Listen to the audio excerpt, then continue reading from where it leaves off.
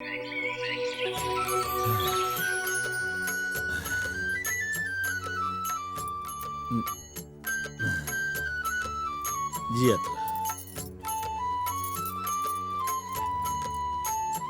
रह। पता न लोग कैसे कहलन कि बेटा के जवान होते माई बाप के कष्ट दूर हो जाला।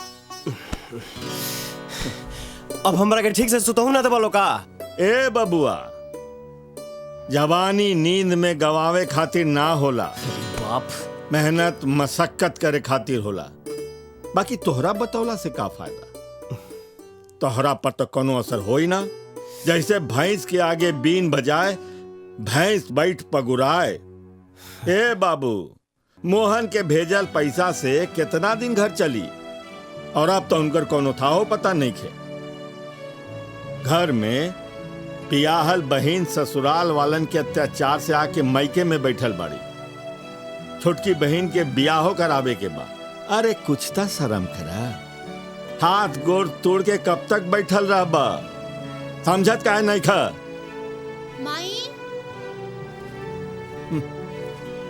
अकेहू के आंसू और दर्द के असर त तहरा ऊपर होखे वाला नहीं खे। ए माई, तनी प्योर दूध में अदरक डाल के कड़क चाय बनाओ तो।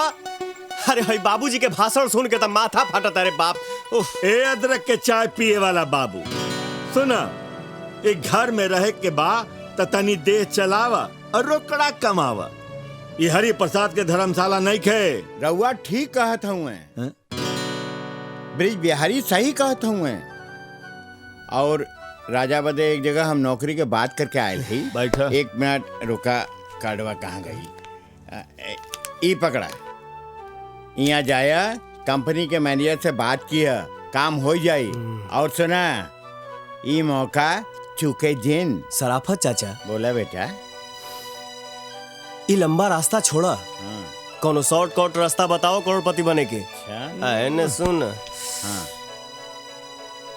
चाचा, अगर तुहरा भेरी कोनो रास्ता निखे तो हमसे कहा, हम बताई।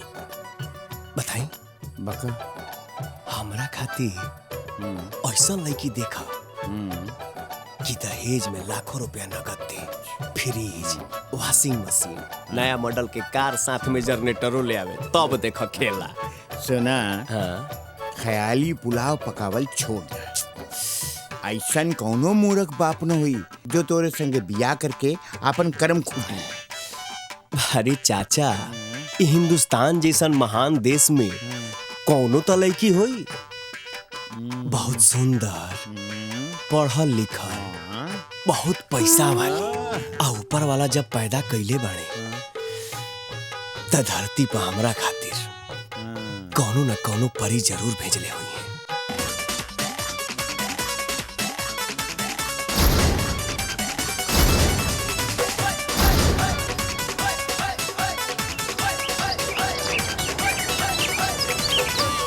हाँ तो विद्यार्थियों,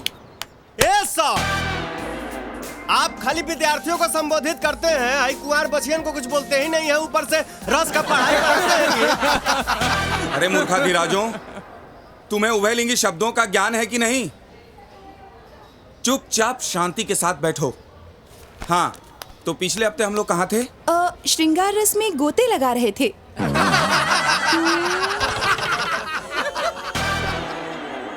श्रृंगार रस 9 रसों में सबसे महत्वपूर्ण है श्रृंगार रस। श्रृंगार रस और नारी का चोली दामन का साथ होता है। क्या समझे आप लोग? हाँ हाँ सर, समझ गए। हाँ बोलो, क्या समझे? सर, हम तो खाली चोलिए समझे हैं।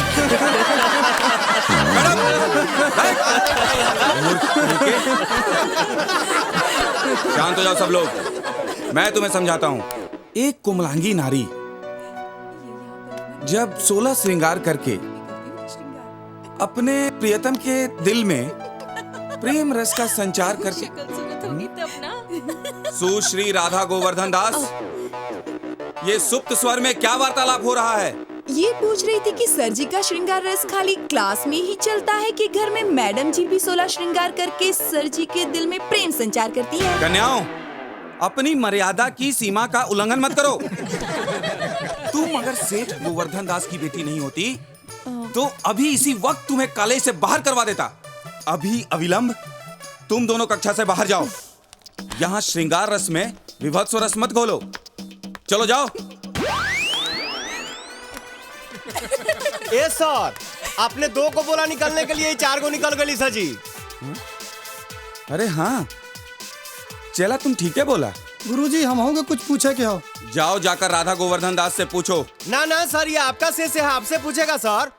सर मुझे भी पूछना है। तुम भी जाओ, निकलो। अरे जो सर साला जा सब ठीक है गुरुजी। मूर्ख कहीं के, श्रृंगार रस में विभत्स रस घोलने पर तुले हैं सब के सब। सर 1 मिनट हमारी बात सुनिए।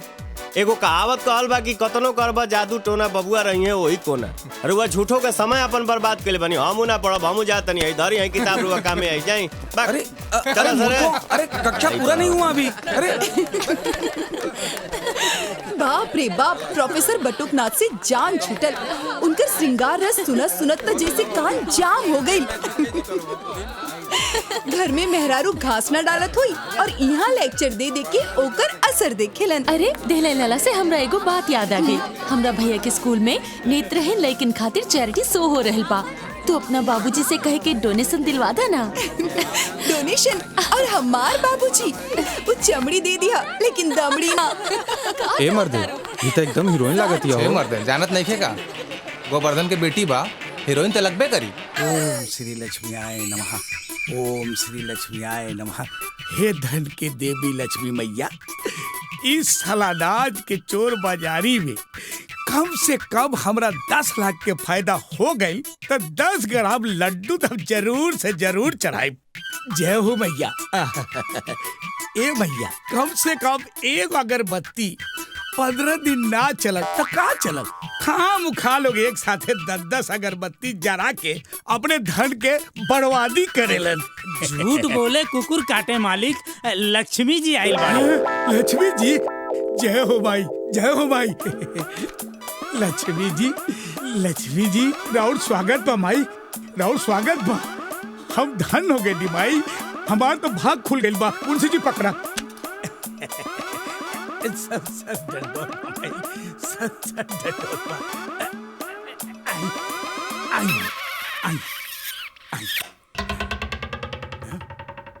मुंशी जी। जी मालिक। इस सुबेरा केकरा के हमरा सामने खड़ा कर देला। कहता इनकरा से कि पहिल का हिसाब चुकावत फिर दूसर मांगस। तोहार मुंह में पिलवा पड़ी सूदखोर गोवर्धन दास। हम हिसाब चुकावे खातिर आइल बानी तोहरा दुआरी। हैला सूद सहित पैसा। हमार नाम लक्ष्मी है, लौटाओ हमार गहना। हाँ ठीक बा, तू बाहर बैठा, हम तोहर गहना लेके आवत बानी। जय हो लक्ष्मी मैया।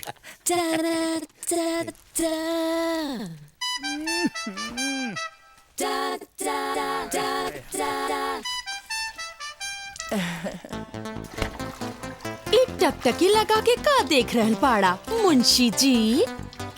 हम ई देख रहल बानी कि जवानी के रेल जब तक तेज ना चले ना मजा ना आवत। वाह वाह वाह, यह स्पीड बनौले रहा, गाड़ी मंजिल तक जरूर पहुंच जाई। के 5000 के 786 रुपया। गोवर्धन भाई नमस्ते। अरे नमस्ते देवराज भाई, बैठा। अरे बहुत दिन के बाद आयल बड़ा, सुनावा समाचार का बा? समाचार तो सब ठीक है गोवर्धन भाई, जनता बड़ा काम धंधा से फुर्सते नहीं खे मिलत। हाँ भाई। बाकी अब की बेर हम एगो खास मकसद से आयल बानी। अरे तब बेहिचक कहा, तू तो हमार बचपन के लंगोटिया यार हुआ। कहा बात ई बा कि हमार बेटा अभय जवान हो गइल बा, एकदम हीरो लग रहा बा। अरे तेरे सोचे के कहा बा, भेज दा मुंबई हीरो बने खातिर। गोवर्धन भाई तो बुझला नहीं, हम ओके मुंबई के हीरो ना, अच्छा तो हार बेटी राधा के हीरो बनावल। देवराज, तुहार हिम्मत कैसे भइल हमरे बेटी के बारे में बात करे के? अरे तू अपन औकात भुला गईले? कहवा बित्ता भर के पुदेना और कहाँ लंबा तार के पेड़। चल उठ जा यहाँ से। गोवर्धन, ये तू का कह रहल बड़ा? हम ठीक कह रहल बानी। चार पैसा का जमा कर लेला, अपने के राजा भोज समझ लेला। हम त जाता नहीं, बाकी तुम्हारी शब्द हम याद रखब जेबा से। हैं? चल बाबूजी आई बैठी। बाबूजी रहुआ अपन बात दूसरे तरीका से भी कह सकत रही ना। इतना पुराना दोस्त घर आयल रहन, बेइज्जती करे की का जरूरत रहे। देखा बेटी, हमरा असली नकली के खूब पहचान बा। हम ऐसा एक खातिर कहनी कि फिर कबू केहू ऐसा बात करे के हिम्मत ना करे। अरे बेटी, हम तोरे खातिर ऐसा दौलतमंद घर खोजब जौना घर में दौलत धान और गेहूं के नियर पसारल जात होके। हाँ बाबूजी, आदमी लोग तो बहुत कुछ सोचेला, पर होला वही जौन उनके नसीब में लिखल बा। अरे बेटी, तोहार किस्मत तोहार बाबूजी लिखियन, बाबूजी। लात से मारी ऐसा काम के सरवा। का हो काम भइल हा? का कही यार, बात तो बनले बनल रहे, लेकिन हम ही बिगाड़ के चले नहीं है। आई मैंने जरवा तक खानदानी बदतमीज लागत रे। ऐसा आदमी के तो हम हरवाहो ना रखी। बहन का जब नौकरी करे के ना रहे तो काहे आयल रहा? अरे भाई, सराफतो चाचा के बात रखल जरूरी रहे ना। एक काम कर, हाई गड़िया से हमके घर तक छोड़वा देना। देखा भाई, यारी दोस्ती आपन जगह और नौकरी आपन जगह। अच्छा। हमरे साहब के पता चल जाई तो हमारी नौकरी चल जाई। ते तो दोस्ती के नाम पर कलंक बड़े रे। एगो मामूली सा बात पर चिन्हा गईले। प्रभु जी, पैदल चल जाइब हम। राजा कहा नौकरी गई भाड़ में। कन्नू जी भैया, एगो काम करा, भाई के घरे छोड़ के आवा। ठीक बा। ई भइल ना बात। चला।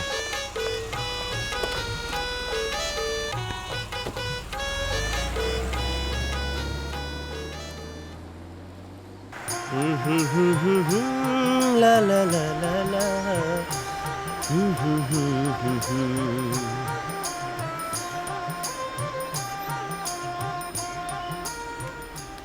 साहब जी, हमनी के गाड़ी खराब हो गई बा और यहाँ के हमार मालिक हमन सेठ गोवर्धन दास। थोड़ा दूर तक लिफ्ट मिल जाए तो बड़ी कृपा हुई। अच्छा। ड्राइवर कन्नू यादव जी, जरूरतमंद आदमी बुझा रहल बा लोग। बैठा लो। अच्छा आई आई आइए। आई सेठ जी, बैठ जाइए।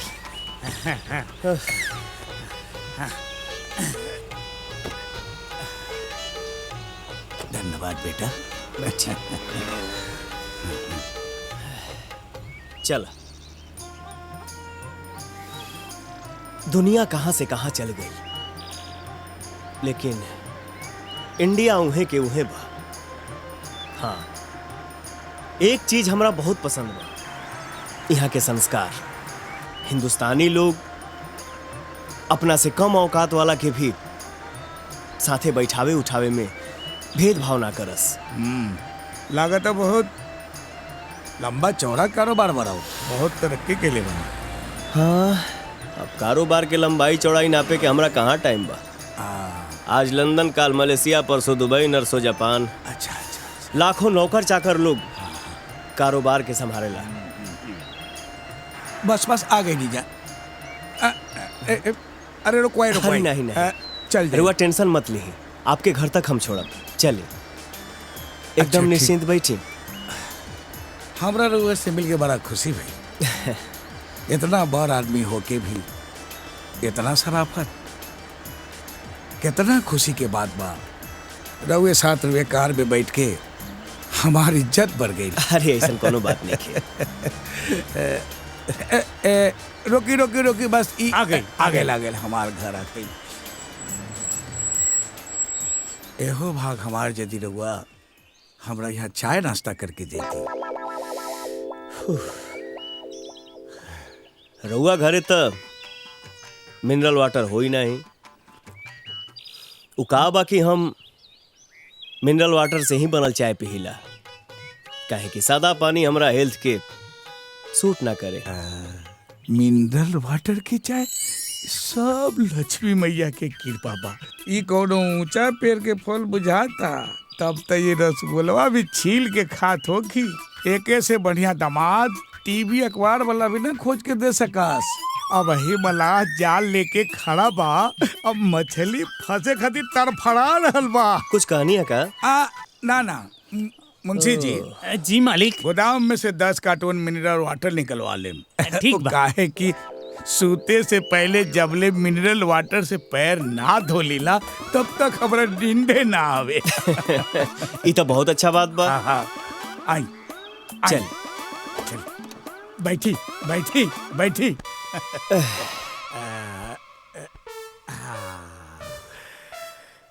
माफी चाहता नहीं, हमरा और नाम पूछ सकीला? काहे नहीं, नाम जानल तो सबसे जरूरी है। पुलिस वाले भी सबसे पहले चोर से होकर नामे जानेला। लोग हमके राजा दिग्विजय सिंह के नाम से जानेला, लेकिन रउआ हमके प्यार से राजा भी कह सकता नहीं। सास तो ये है कि हम हो कोनो लुच्चा लफंगा माए बाप के औलाद ना है। हमरो यहाँ पानी में ना घी में दाल पकावे के खानदानी परंपरा सैकड़ों साल से चला ला रहल बा। बस 2 दिन दाल बनेला मन। हम घर के ना धर्मशाला के बात बतिया रहल बानी। सेठ जी के तरफ से गरीबन के हर 15 दिन में भोज खियावल जा रहा है। गुड। जैसे कामाख्या माई के मंदिर में भक्तन खाती हमार नॉन स्टॉप फ्री लंगर चलेला। ज्यादा ना, रोज 3-4 लाख के खर्चा बा बस। लक्ष्मी माई के कृपा से हमरो रुतबा में कोनो कमी नहीं खे। बड़का से बड़का नेता मंत्री एसपी डीसीपी ऐसा कोनो दिन नहीं खे के 3-4 फुट ना आवत होखे। अरे तो बड़ लोग भी आजकल चैन से निकल ना जी। अब देखी ना, टाटा बिरला हिंदुजा लोग भी अपन कंपनी हमरे के बेचल चाहता है, लेकिन जरूरत से ज्यादा बिजनेस बढ़ा के टेंशन लेवे से का फायदा ना। शेर के पहचाने खातिर ओकर दहाड़े काफी बा। तनी हमहू तो देखी ऐसे कौन 30 मार खा गइल बाड़न जेकरा के कन से बिना मिनरल वाटर के चाय ना जा सकेला। चला बंदा हाजिर बा, चल के देख ला। चाय नौकरानी है। हाँ, चाय पी पी चाय।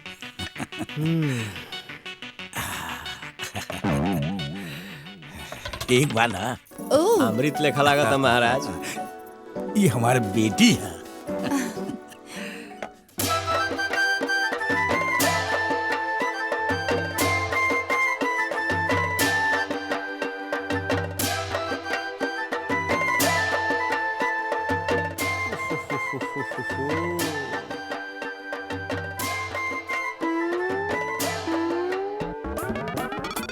बुझावे से तो अच्छा बा कि हम अपन मन के बात कह दी। राजा दिग्विजय साहब। हाँ जी। हम रघुआ के अपन दामाद बनावे के चाहत बानी।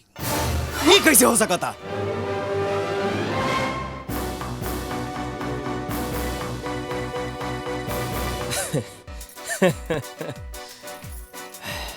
इस मैटर में राधा के भी राय तब जरूरी बा। अरे जौन हमरा पसंद वो हमार बेटी के पसंद। बस रउआ हमरा बेटी के अपन जीवन साथी बना ली। ये सारा धन दौलत जगह जमीन ये सब रउए तबा। अरे एक गो तो बेटी बिया हमार। अच्छा रास्ता चुनला ससुर। बेटा राजा, तोरा हाथ के लकीर तो नेशनल हाईवे बने जाता रे। का सोचा तनी हम कोनो गलती कह देनी का? हम यही सोच रहल बानी, मान ली भगवान मत करस, लेकिन काल होके हमार सारा कंपनी बंद हो जाए, हम कंगाल हो जाए, तब हूँ अपन बेटी के बियाह हरुआ हमरे से करब। हाँ बिल्कुल करब। हम कबहू अपने वादा से ना मुकरब राजा बाबू। बाकी एक बात बताई, रउआ एक बैग कंगाल कैसे हो जाए? राउरता नामे राजा बा। और राजा कबहू भिखारी हो ये न सके। काले हम रउआ माए बाप से मिले आ रहल बानी। हाँ हाँ जरूर जरूर, स्वागत बराबर। और बेटी राधा से हम अकेले में कुछ बात करेंगे चाह। हाँ काहे ना अरे काहे के दूरी काहे के मजबूरी बतियाई मुंशी जी चला बतिया दे लोग के।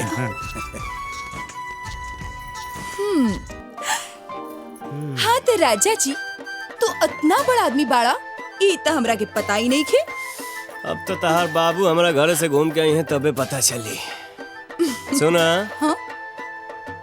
100 बात की एक बात, तू हमके पसंद बाड़ू। हाँ जवान आदमी मिनरल वाटर के बिना चाय ना पिया वैसे चाय कैसन लागल? बहुत अच्छा, बहुत टेस्टी, मरे के दिन तक याद रही। जरूर याद रखी हा काहे कि ई चाय हमरा गांव के ओ कुआ के पानी से बनल बा जेकर पानी पियल मना बा। ऊ पानी पी के हाथ मुंह गोड़ सब टेढ़ा हो जाला, समझ लेना। समझ गई ले। दिल्ली जंक्शन दूर बा लेकिन इतना भी दूर नहीं खे जे पहुंचल ना जा सके। बाय, जल्दी ये मुलाकात हुई। आज मिली काल मिली सुनत महीन मन बीत गई लेकिन कौनो फर्क ना पड़ल भोंपू बजाई के। सेठ कंछेदी लाल जी, मजबूरी बा, आदमी इंजाम में लागल बा। जैसे पैसा आई सबसे पहले रउए के दियाई, भरोसा रखिए। अरे ब्रिज बिहारी, हमरा तो अब तनिको भरोसा नहीं खेराई गई। आज तो हम अपने पैसा नहीं के जाए। का हो कंछेदी लाल, का बोलत रहा हमारे बाबूजी के? हाँ, अलाउद्दीन के चिराग लेके बड़ा का जरा कर देबा, लेके चल जीबा। भोजपुरी ना बुझाए, बहुत जल्दी तो हर पैसा दिया जाए। बहुत जल्दी कवनो चमत्कार होके वाला बा। हमके तो लागत है कि बिना जानले यहाँ से खिसकी है ना। सुना? हाँ? सेठ गोवर्धन दास के नाम सुनले बड़ा? उनकरा के ना जाने। उनकरा से तोहार का कनेक्शन? उनकरा से हमार परमानेंट कनेक्शन होके जा रहा है। वो कैसे? बहुत जल्दी हम उनकर दामाद बने वाला बने। लागत बा गरीबी और बेकारी तोहरा दिमाग के नस ढीला कर देले। अरे बबुआ, ई अलूल जलूल सपने देख देख के चाहे अपना मन पुलकित करो। अरे तू इंद्र भगवान की कुर्सी पर भी बैठ जा, हमका का? अरे हमका था बस हमार पैसा चाहिए। तजा रास्ता ना पा 1 महीना के बाद लेके जाइए, ठीक ना? फुल एंड फाइनल। ठीक बा, अरे याद रखा ओकरा बाद हम कुछ ना सुनब भोंपू बजाई के। ए राजा। हाँ? अरे का नाप सनाप तू सेठ गोवर्धन दास के बारे में बोल रहल बाड़ा? बाबूजी, हम सच कह रहल बानी। काल सेठ गोवर्धन दास अपना बेटी के रिश्ता लेके यहाँ आ रहल बाड़न। हाँ? हाँ। ए माई, हाँ? अरे तू रोज रोज बस अड्डा गइल बंद कर। काले को बहुत बड़ हस्ती आवे वाला बाड़न और तुम्हारी हाल देखिए तो का सोची है माई? जब इतना चिंता बा तो खुद ही जाके अपन भाई के खोज पता लेके काहे नहीं खे आवत? अरे बेटा, तू का समझ बा माँ के दर्द? हाँ?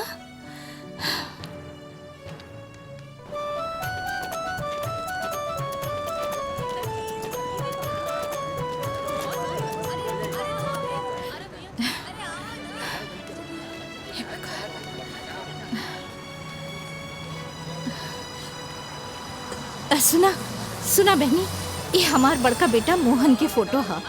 शहर में मिली तो कह दिया कि तोहार माई राह देखत है। हाँ ठीक बा, कह दे। ए भैया, बचवा, अरे तनी हमरी बात सुना बेटा। रामाशंकर, तू तो शहर जाता रहा, तनी हमार मोहन के पता खबर ले आवा। तोहर बड़ी मेहरबानी हुई बेटा, तोहर बड़ी मेहरबानी हुई।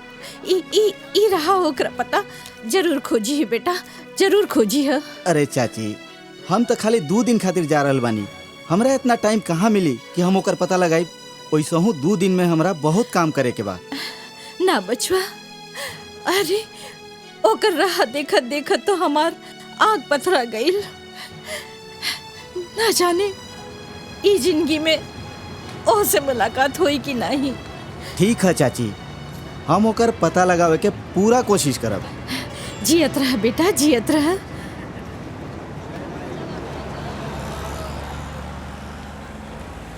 माई अब घर चला। रोज रोज ये भाई के फोटो दिखा के का पूछेलू? पता है ना लोग कैसन कैसन बातें करेला। अब चला चला माई। घूम घूम के सुबह से शाम हो गई मुंशी जी, बाकी रजवा के हवेली ना दिखाई दिलस हमरा। मालिक झूठ बोले कुकुर काटे। एने ओने भटकले से तो यह अच्छा केहू से पूछ लिहल जाए। ओहो, बात तो ही तू ठीक है कहत बाड़ा। वो देखा आगे कुछ लड़का लोग खड़ा बा। हाँ। उनके पास रुक के जरा तनी पूछ लो लोग से। ड्राइवर गाड़ी रोका। रुका। अरे भाई राजा साहब का हवेली के ने बा। हवेली राजा जी के हवेली। चलो नियरे बा। आई हमनी के बताओ तनी जा। चलो।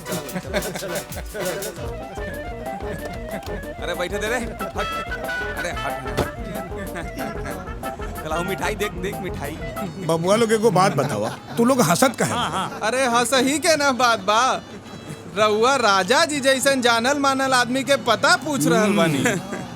गांव में 20 कोस दूर दूर तक एगो दूधो पियत लड़का से पूछब ना, राजा जी के दुआरे तक ले जाके छोड़ी।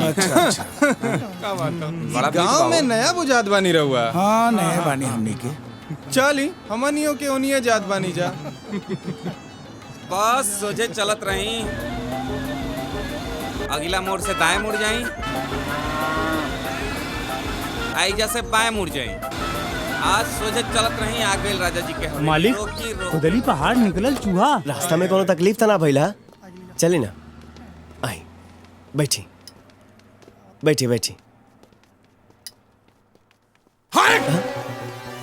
धोखेबाज, गद्दार कहीं के। का रे रजवा, ये है तोहर राजमहल? हैं? टाटा बिरला के बात करे वाला हैं? और देश विदेश के भ्रमण करे वाला। अरे कब नेपाल के बॉर्डर पार कैले बाड़े? हैं? खानदानी गरीब और पैदाइशी भिखारी कहीं का। राजा, ये सब का हो रहा बा? काहे तू हमारी इज्जत नीलाम करे पर तू लल बाड़ा? गोवर्धन बाबू, हम आपके हाथ जोड़त हैं। रउआ जाए एजा से। हमनी के बहुत गरीब आदमी नहीं जा। काल तक खूब हाकत रहा कि तू दिवालिया हो जी। बता बहुआ अपना बेटी के हाथ तोहरे हाथ में देहब। का भाई, इक्के दिन में हवा निकल गईल। तू हो एक ही रात में राजा से फकीर कैसे हो गई ला? एक बैग इनकम टैक्स के छापा पड़ गई का? वादा से मुकरा मत। मर्द के जबान एक होके के चाहिए। हम तोरा से वादा के लिए रही कि तोहर दामाद बनब तब बनब। अरे तोहरा कहता हम अपन बेटी का। अरे हम अपन नौकरानी फुलमतिया कभी ना दे। ई पगलेट गोबरिया कहूँ हमार फुलमतिया के भी दाव पर मत चढ़ा देबे। फिर हमार का होई? साला ई 2 पूछ कटन साढ़न के लड़ाई में हमार फसल मत बर्बाद हो जाए। ये हमार चैलेंज बा कि हम ब्याह करब तो तोहरे बेटी से, और राजे रात हम ओकरा से मिले खातिर आ रहल बानी। दम होके त रोक लिया। असली एक बाप के औलाद होई बे। आके दिखा दिए तो हर छठी के दूध हम याद ना करा देनी तो हमरो नाम गोवर्धन दास ना। आज ही अपन हम लाइसेंसी बंदूक साफ करवा के रख ले बानी। का मुंशी जी? झूठ बोले कुकुर काटे मालिक। बंदूक बिल्कुल तैयार है, बस गोली का भाव है। आज माँ के देख लिया सेठ गोबरदास। गोबरदास ना, गोवर्धन दास बोल। जब तक हम तुम्हारा बेटी से ब्याह नहीं कर ले तब तक तू हमारा खातिर सेठ गोबरे दास रहबा। हट साले, दूर चला बुढ़ी। हाँ मालिक। हटा हटा। क्या बात है? बात ही बा भाई कि हमार दिल रुबा तो हमरा के फंसावे के पूरा इंतजाम कर दिल रही है, लेकिन अनहरिया हमार काम बना नु दिल सा। ऐसन गला में कस के दबावनी, ऐसन दबावनी जैसे बुझाइल है अगर बहन का कि देही में करंट मारत हो दौड़त कहो भैया, करंट तो नहु के लागल होई ना, अब तो तोरे ख्याल में वो डूबल होइयन। काल रात तो तू कसहू बच के निकल गईला। हमरो नाम भी राधा है। आखिर बकरी की माई कब तक खैर में नहीं है। एक बार आवे दो मौका। मौका तो हमरा अब निकाले के बा। चुम्मा लेबे के आ चुम्मा देबे के। टिकट, हाँ टिकट लावा लावा। अरे पीछे पीछे रुकिया मत, चलत रहा ये फालतू लड़का मन सा, रुकिया मत, समझला। चला चला चला चला चला चला, निकला निकला है जैसे। चला पीछे पीछे आवा, पीछे आवा, हाँ पीछे आवा। अरे पीछे आवा, पीछे आवा। क्या मत आवा टिकट टिकट। अरे आ गई नहीं हो भाई। टिकट टिकट टिकट टिकट काहे के टिकट रे सारे मलकार से ले। टिकट कौन बात के टिकट? भैया पैसा दे ना तो बस आगे ना चली। पैसा पैसा का पैसा? कल से रूट पर बस चलावे बाकी नहीं तो रहा। ओहो टेंट में माल ना बने हाथी के सवारी। सारे ढेर मत रोकता हो राम कृपाल, रोका। अरे बाप, रोका रोका, हमनी के का तकलीफ बा? हाँ रोका। 4 कदम चले खातिर पैसा ली है। पैसा ना दे बा तो बस काहे चली? मत चलाओ, हम तो ऐसे सूझ जाए, का टेंशन बा? चला उतरा लोग, चला चला। अरे अरे एक मिनट देर हो रहा बा। रवा बस चलाई, ए लोग के किराया हम दे देता नहीं। ठीक बा मैडम, चला हो राम कृपाल, पैसा मिल गई, चला।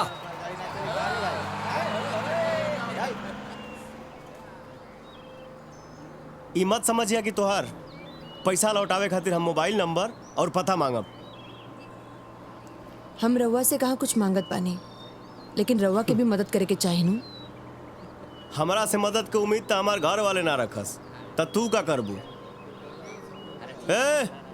ए सवांग, रोका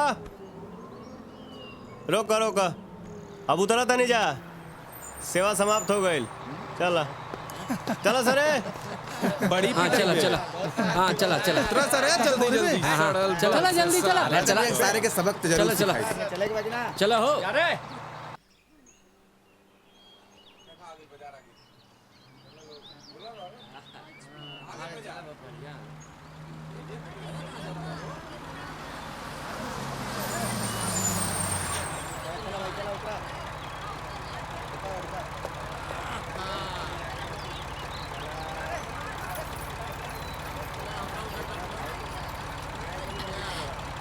रमाशंकर, कुछ पता चलल बेटा? हाँ चाची, हम तोहर दिल पता पर ओइजा गइल तरह ही, लेकिन ओइजा ताला लटकल रहे। कहवा चल गई हमार बेटा?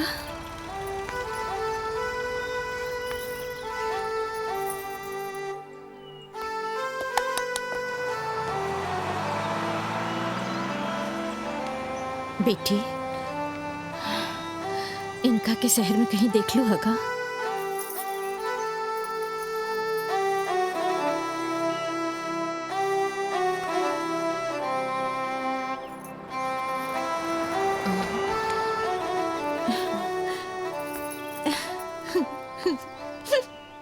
बाबूजी, अपन तबीयत के ख्याल रखे के बा। दीदी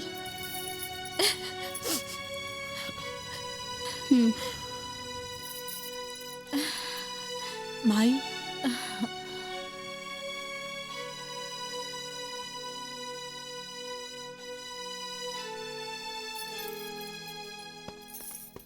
आओ आओ बेटी आओ। ब्रिज बिहारी, आप कहले रहे ना ऊपर कमरा दे किराएदार चाहिए? हाँ हाँ, इनसे सब बात हो गई हो। ये गंगा देवी हैं, स्कूल में टीचर हैं, यहाँ ट्रांसफर होकर आए हैं। नमस्ते। खुश रहा।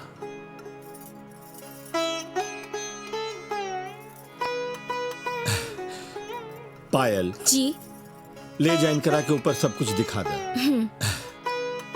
और जौना चीज के जरूरत हो ओकर इंतजाम कर दिया। जी बाबूजी। धन्यवाद। खुश रह।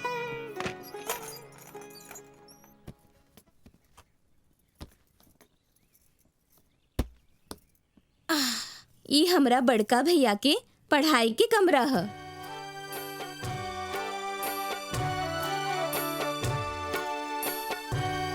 जब से भैया शहर गए बाड़न तब से ये कमरा बंद पड़ल बा।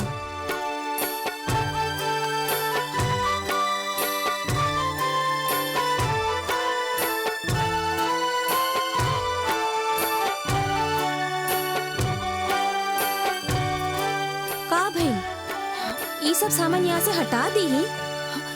ना ना, जवन चीज जैसे बा वैसे ही रह दी। एके अब अपन घर समझ और जौन चीज की जरूरत पड़ी जरूर बताई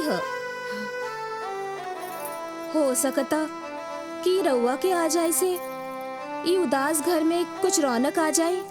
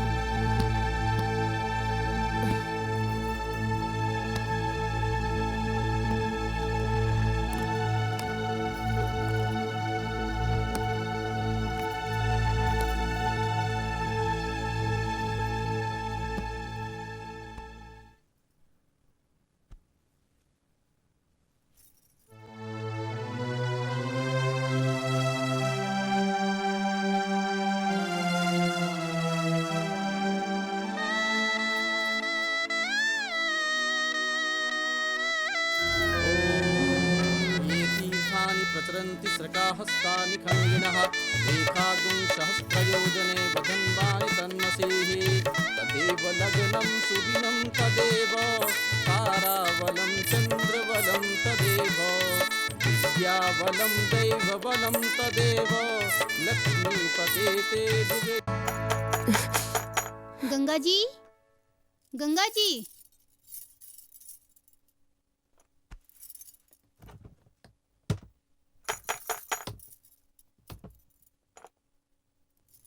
गंगा जी।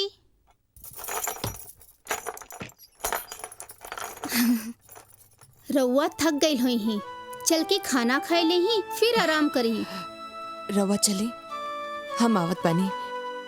तनी धूप बत्ती दिखा ले। ठीक बा।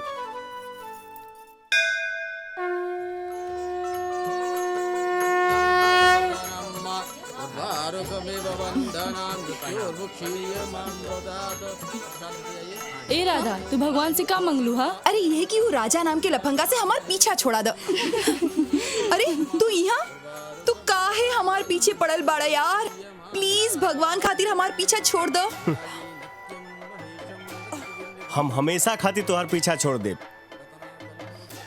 बस 3 बार हमके तू आई लव यू राजा कहता। ए राधा, भागत डाइन के झाड़ुए सही एकरा के 3 बार आई लव यू कह के पेन छुड़ाला। ठीक बा, लेकिन ई याद रखी है, एकरा बाद तू हमरा के कब्बो परेशान न करबा। हमरा शर्त मंजूर बा। बोल ना। जल्दी बोला। हाँ? बोल राधा, बोल ना। बोला ना। I love you Raja. I love you Raja. I love you राजा। आज से हमार तुहार रास्ता अलग।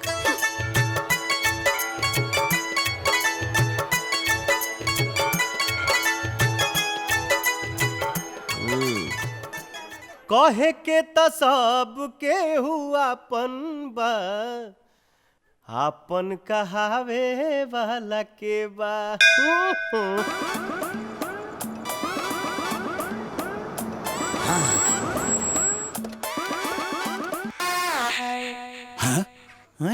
मुंशी जी, हाँ, ई सरवाई लोग के साथ में कैसे?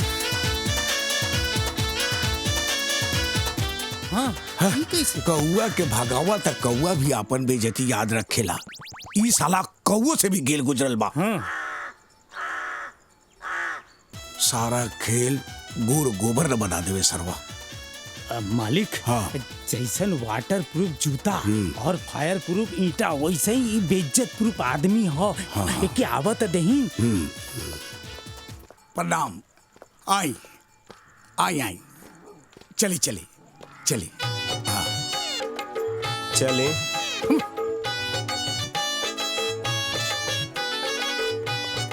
रउआ लोगन हमरा बेटी के तो देखी लेनी, बड़ा गुणमंती बा। घर के काम काज पढ़ाई लिखाई ए में तेकर कोई हाथे न पकड़ सकेला। अरे ई का बताई है अपना बेटी के बारे में, हम ना बताओ तनी। लाखों करोड़ों के तो बतिये छोड़ दी महाराज। अरबों खरबों में ऐसा लड़की मिली कि ना मिली कोनो ठीक नहीं के। गलती कहते नहीं हो। ई रउआ लोग के साथ कैसे आ गई? इरा और कोनो पहचान के बा का? हमके का मालूम के है ये? आप ही तो भेजे थे। ई रउआ का कहत बानी? ये हरामी निकम्मा एक नंबर के 420 ऐसा इंसान तो हम आज तक जिंदगी में देखला ही नहीं की। ये का होता? के है ये? हमार नाम राजा है, राजा। तारा होखे वाली बहू के पुरनका बॉयफ्रेंड है। बॉयफ्रेंड के माने बुझला कि ना? अतना सुनला के बादो बियाह करबा नानू तब बैठल का बड़ा जा। चलो लो। अरे बैठा बैठा। अरे बाजी का होता है।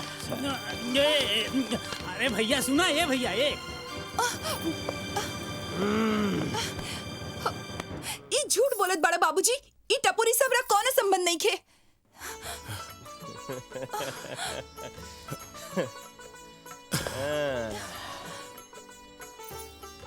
आखिर हमरा तोरा से का दुश्मनी बा? ना का भी करले बानी हम तोरा के? तोहार गेहूं कटले बानी जे हमरा पीछे हाथ धो के ना नहा धोआ के पड़ गईला का है? अरे घर आइल मेहमान चल गई। अरे हाँ तो बढ़िया ना भाईल। अरे वो सच्चाई जाना तनी का बा सच्चाई? हम और राधा एक दूसरे से जान से ज्यादा प्यार करेला जा। विश्वास नहीं खे तो हईली है सुनावा तनी। जमाना कितना आगे बढ़ गई बा, हमें रिकॉर्ड कैले बानी हम। सुनी। I love you Raja, I love you Raja, I love you राजा। आ तू हमरा बेटी से ब्याह करके सपना कैसे देख ले? गोवर्धन दास की बेटी से? चल भाग यहाँ से, चल भाग यहाँ से। खरा खरा मुंह का देखत बारे। चल जो न तो मार मार के बुखार उतार दे। चल। बहुत बेइज्जती कर रहे हो यार। भाग भाग। कंछेदी लाल जी, अब कर्जा उतारे के तो हमरा एक के उपाय बुझाता कि शिव मंदिर के पास वाला जमीन रउआ ले ली ही, हमरा कर्जा से मुक्ति मिल जाए। अरे हम व्यापारी आदमी ऊ बंजर जमीन लेके का करब? अरे बंजर जमीन और बांझ औरत से केहू के सुख ना मिली। हाँ। और एक बात कान के ढक्कन खोलकर सुना, हम एक हफ्ते का टाइम देते हैं, वरना हम अपना हिसाब से कार्रवाई करब भोंपू बजाई के। हाँ।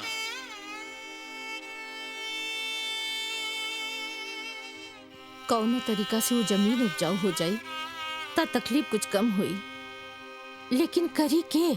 माई। हाँ। ए माई, अरे बड़ी जोर से भूख लागल बारे। एवा सभे के भूख प्यास उड़ गईल बा और तोरा खाना खाए के पड़ेल बा। ऊ महाजन आइल रहे। अरे माई ओकर त आइल गई लगले रहेला, ई कोनो नया बात बा थोड़ी। हाँ हाँ, इस घर में पानी पड़े चाहे पत्थर, इनका कौन फिक्र बा? इनका तो बस तीनों टाइम भोजन चाहिए, भोजन। बाबूजी, घर में आजकल खाना ठीक नहीं है बनत, टेस्ट नहीं आ रहा है। देख लो इनका थथराई। ऐसा बात कर रहल बाड़न जैसे कारगिल के युद्ध जीत के आ रहल बाड़न। ये घर घर नहीं खे, इनका खातिर सराय बा। I love you Raja, I love you Raja, I love you राजा।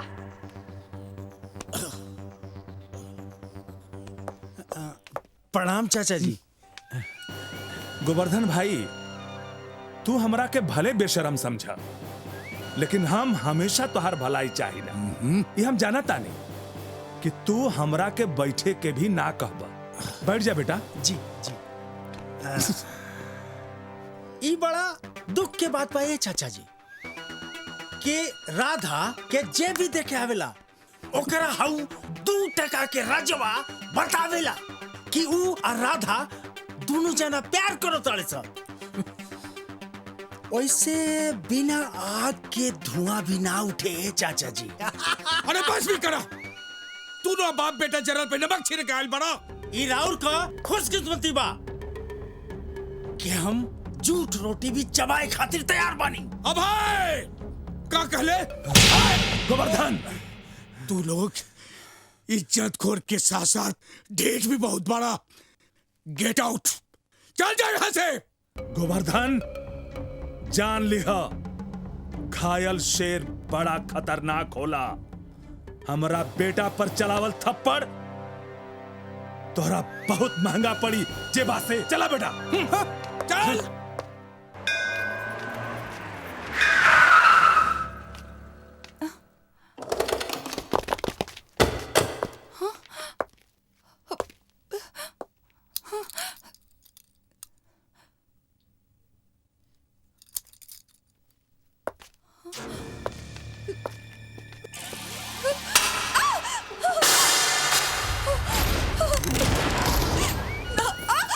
जब से तुहार बाप हमनी के बेइज्जत करले बाड़न, ओ दिन से हमार खून खोल रहल बा। तहार हई गुरूर उतारिए के छोड़े। एकर हाथ पर बांध के गाड़ी में डाल दे रही। एकरो के पता चले कि अब है सी कौन चीज बा।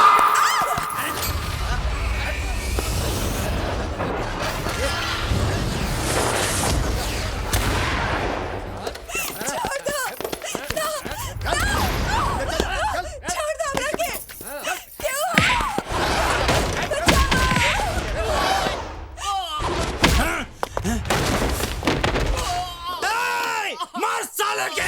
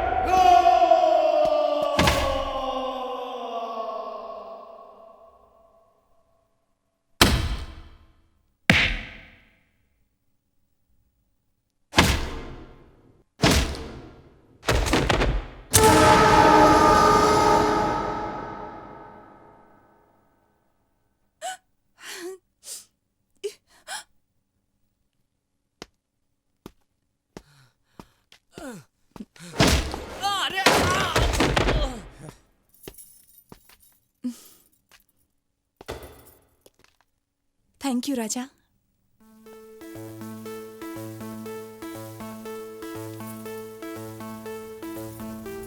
तोरा माई का लाइकी आवर तोरा बहन का हम सपना का देखता नहीं हरे। चलो लो खेत पर काम करे के बा। हाँ हाँ वो तो ठीक बा, लेकिन अभी तक पिछलका पैसा ना मिलल ह। पहले पैसा दा तब काम होई। बस अब की बेरा संभार दा लोग, अगला पिछला सब हिसाब चुकता हो जाए। तनी हमनी की मजबूरी समझे की कोशिश करा लोग, हमनी के बेईमान ना है जा। ता हमनियों के बेवकूफ नहीं खी जा। पहले पैसा दा तब काम होई। चला भाई, चला जा लोग। ए भोला, दूसरे के आश्रय पर ऐसे काम ना हुई। बाबूजी, भगवान ने दुदू को हाथ देले बड़न। हम सब आपन मेहनत से ऊ जमीन की खेती के लायक बनाएब। दीदी ठीक कहत बानी, भले ही टाइम लगे लेकिन वो जमीन पे फसल जरूर लहलाई। बेटी बाकी तू लोग काम करबू तब लोग का कही है? लोग ऐसे भी कहाँ चुप रहे बाबूजी। लोग के कहला से कुछ ना हुई। हाथ पर चलावे से किस्मत बदली।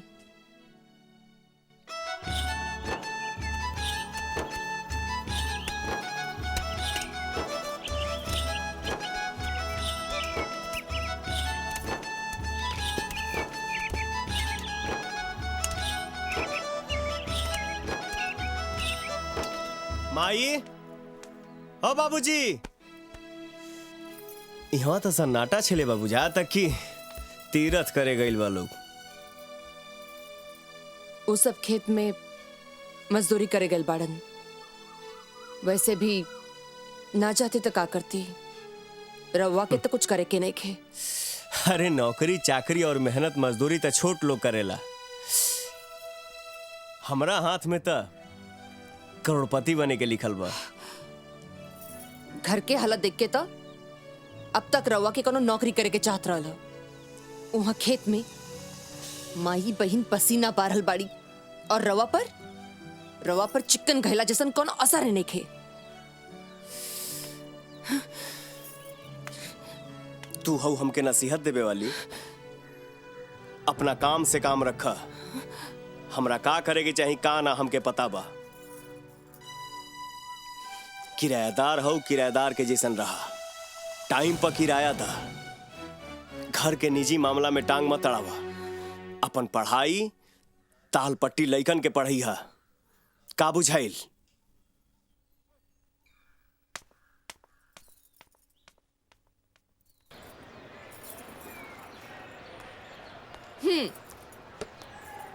तो बच्चों, सूरज हर रोज उगता है।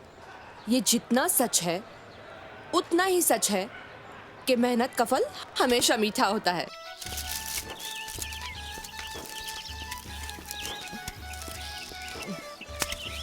अरे अब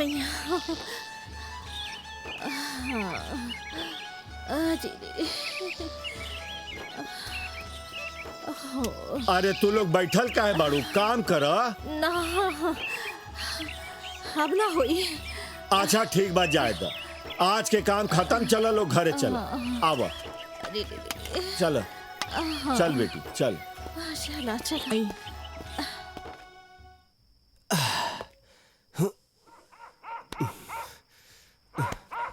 ये जानता रखा थी कौन कौन कर्म करेगे पड़ी।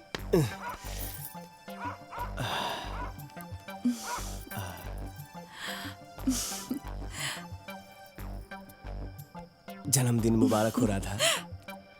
थैंक यू राजा, पर इतना रात इतना खतरा मोल लेके आवे की का जरूरत रहे? जे खतरा के सामना ना करी वो मोहब्बत का करी।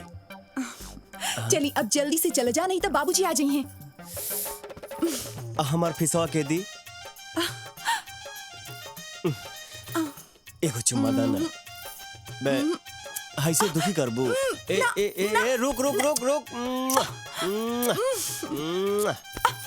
राधा, ए राधा, सब ठीक बा ना बेटी? ए सरकारी सड़क के अब वहीं आवे के रहे का रे? राधा, चलो अब जल्दी से जाइए। एगो और लेप तबे जाई। राधा बेटी। अरे साला भाग रे। राधा, राधा बेटी, यहाँ कोई आई रहला का? केहू नहीं खे बाबूजी। हाँ, हमरा बुझाइल सही कुछ। अच्छा ठीक बा ठीक बा, सुत रहा। हाँ। सुत रहा।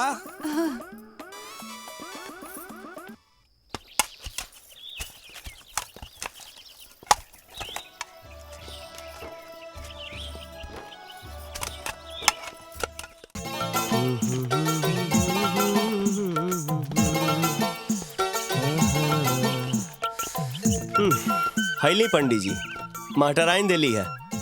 ठीक बा। ए बउआ का लीलार तो बहुत चमका था। चतुर्वेदी जी, हाँ तनी हमरो हथवा देखी था, करोड़पति बने में कितना दिन रह गइल बा बताई। बबुआ समय तो बड़ा नजदीक आ गया बा। अच्छा, मगर बिना कुछ कैले रुआ कुछ ना होखी। एकरा खातिर रुआ कुछ करे के पड़ी। जरूर कहिए बाबा, रुआ बताई ना। करे के रुआ के यह पड़ी कि यहाँ से 2 किलोमीटर दूर पूरब की ओर एगो बंजर जमीन के 5 दिन तक 2 फीट तक गहरा कर दे हबनू तब बड़का खजाना मिली। चक्रम चतुर्वेदी जी, रउआ मुंह में चीनी के बोरा है बाबा। हो सकता है खेतवा कहीं हमारे मत होके। हईली मिठाई खाई बा घर हूँ ले जाई। चला सरे, चला सुखी रहा, सुखी रहा।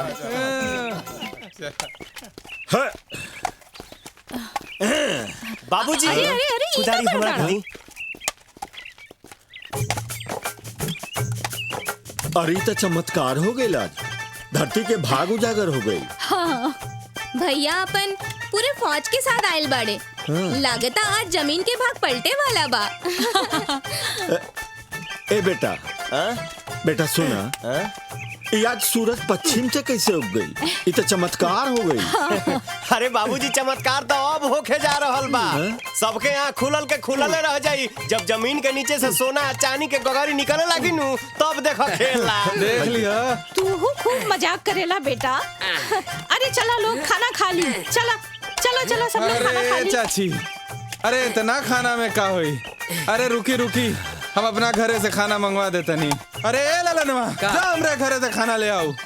हाँ, जल्दी आए। नमस्ते पंडित जी। नमस्ते पंडित जी, हमने के प्लान सफल हो गए। वाह वाह। राजा खेत कोड़े शुरू कर देलस जी।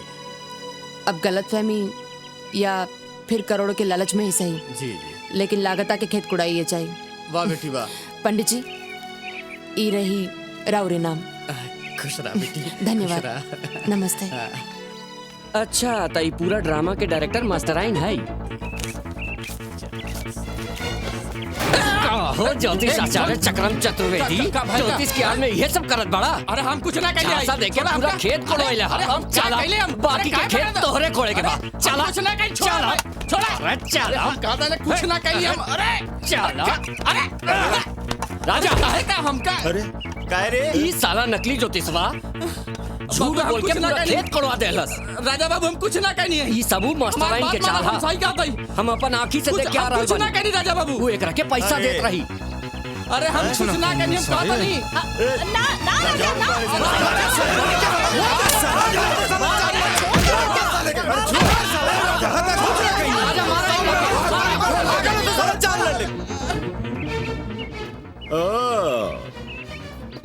तो ये धन के लालच में इतना खेत कोड़ात रहे हैं? तुहे कहीं कि इतना जोश जागल कैसे? आई देखा देखा अपना बेटा के।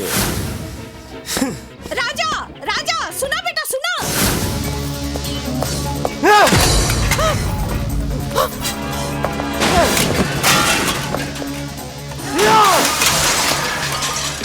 रवाई का करता जवन हमरा बहुत पहले कर देवे के चाही। तू आइल बड़ू हमरा घर में आग लगावे खाती हैं? ज्योतिषा से झूठ बोलवा के हमर मजाक उड़ावलू। ना रही बांस ना बजी बांसुरी। अब जाके तू दोसर करो ठिकाना ढूंढा। रुक जाइए, हम कहते हैं। रुक जाइए, रुक जाइए।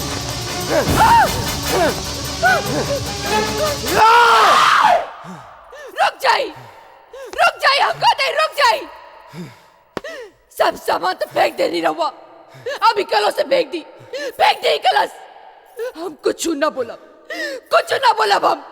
लेकिन फेंके से पहले ये जरूर जान ली कि कलश में बाका राउर भैया का अस्थि, राउर भैया का अस्थि, राउर भैया का अस्थि, राउर भैया का अस्थि, राउर भैया का अस्थि।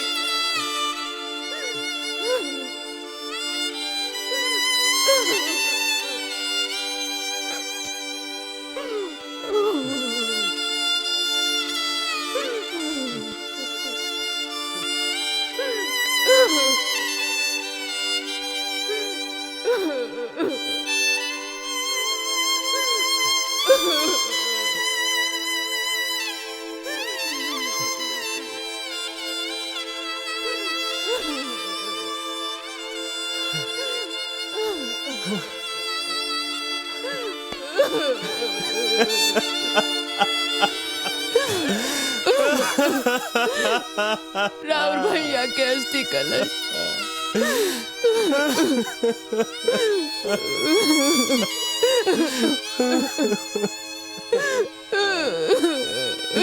ए भाभी, हमके माफ कर दो। अरे हमसे गलती हो गई है भगवान। फेंक दो अस्थि कलश, फेंक दो।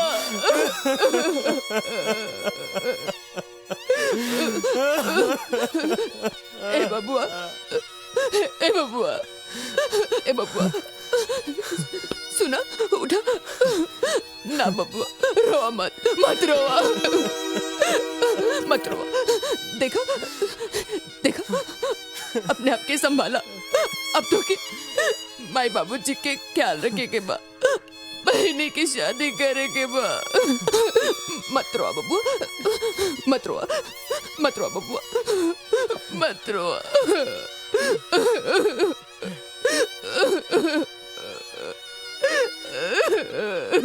ये सब कैसे हो गई भाभी? हाँ?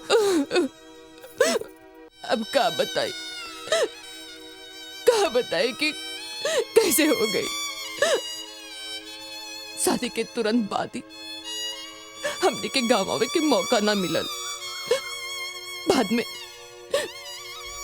बाद में हमने के गाँव आवे के पूरा तैयारी भइल रहे, लेकिन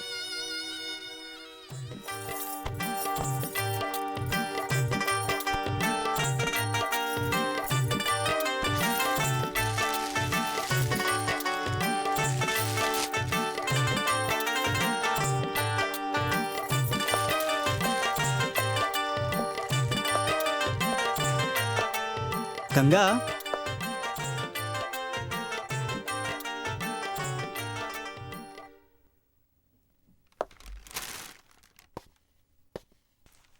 का भइल गंगा? का सोचे लगलू? हमरा के ये सोच के डर लागत बा कि अगर रवा परिवार के लोग हमरा के अभागिन समझ के स्वीकार ना करी तो का होई? तू चिंता मत करा, हमार परिवार हमनी के मजबूरी जरूर समझी और कोनो रास्ता भी ना रहे। तोहार मामा तो पैसा के लालच में बूढ़ आदमी से तोहार ब्याह करावत रहे। वो तो हम बीच में आ गई, नहीं तो तोहार जिंदगी बर्बाद हो जात। कहल जाला कि शादी के बाद आदमी के जीवन में परिवर्तन आवेला, और वैसे भी शादी के बाद सब ठीक हो रहल बा। तोहार स्कूल में पक्का नौकरी हो गई। तू बिल्कुल चिंता मत करा, आगे भी सब ठीक होई। ठीक बा? हाँ। ये देखा, माई, बाबूजी, पायल, देवकी और राजा, ये सब देख के कितना खुश हुई हैं। अरे इका का भाई? रवा तो कल रने की राजा बाबू के लाल रंग की टी शर्ट पसंद बा, लेना ही नहीं। हाँ, भुला गई नहीं। चली जाई, जल्दी जाई और लेके आई। इहो कोनो बात होला? तू एक काम करा, ये कुछ सामान सरियावा, हम अभी जाके राजा खातिर एको बढ़िया रेड टी शर्ट लेके आवत तानी। ठीक बा, लेकिन जल्दी जाई और जल्दी आई। अभी आवत तानी।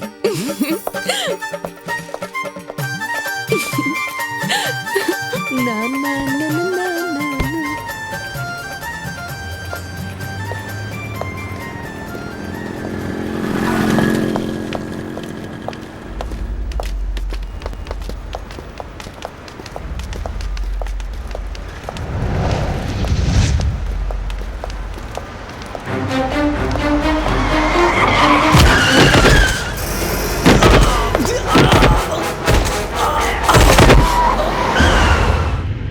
जवन भाई ओकर जिम्मेदार हम बन, काहे कि हम ही उनकरा के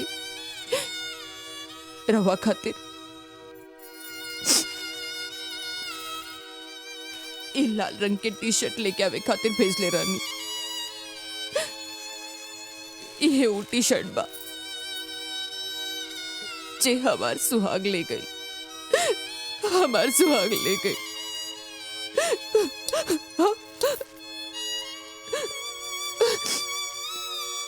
ई हस्ती कलश हमरा वह सबे के सौंपे खातिर लेके आयल रहनी। लेकिन भाभी ये बात रुआ पहले काहे ना बताओनी? अब माई बाबूजी के हालत देख के हमार तो हिम्मते ना भई। रवा के भी खेत कोड़ी भेजे में हमार ये मकसद रहे कि रवा अपन जिम्मेदारी समझी और कुछ ना। ए बबुआ बबुआ देखा क्यों के पता ना चल के चाहिए। हाँ? ना तो माई बाबूजी ना बचिए ना बचिए। देखा आग पूछ ले अब इधर।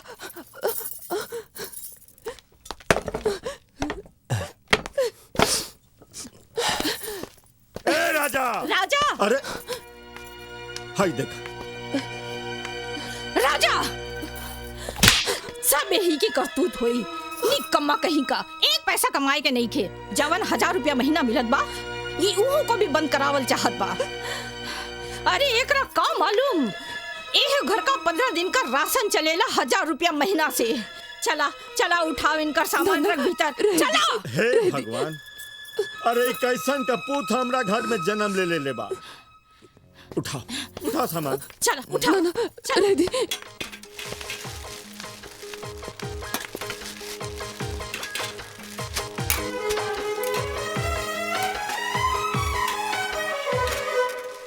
बाबूजी चाय।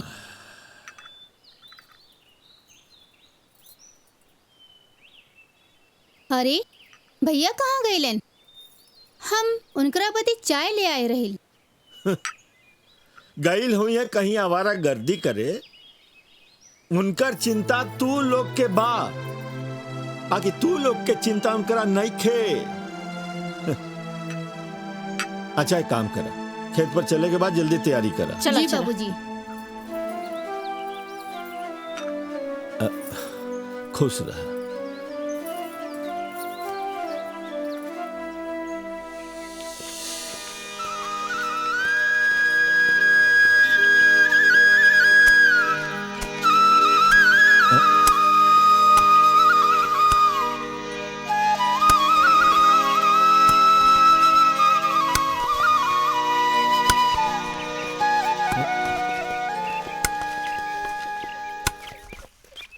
अरे राजा बेटा ए राजा ई का करता रहा?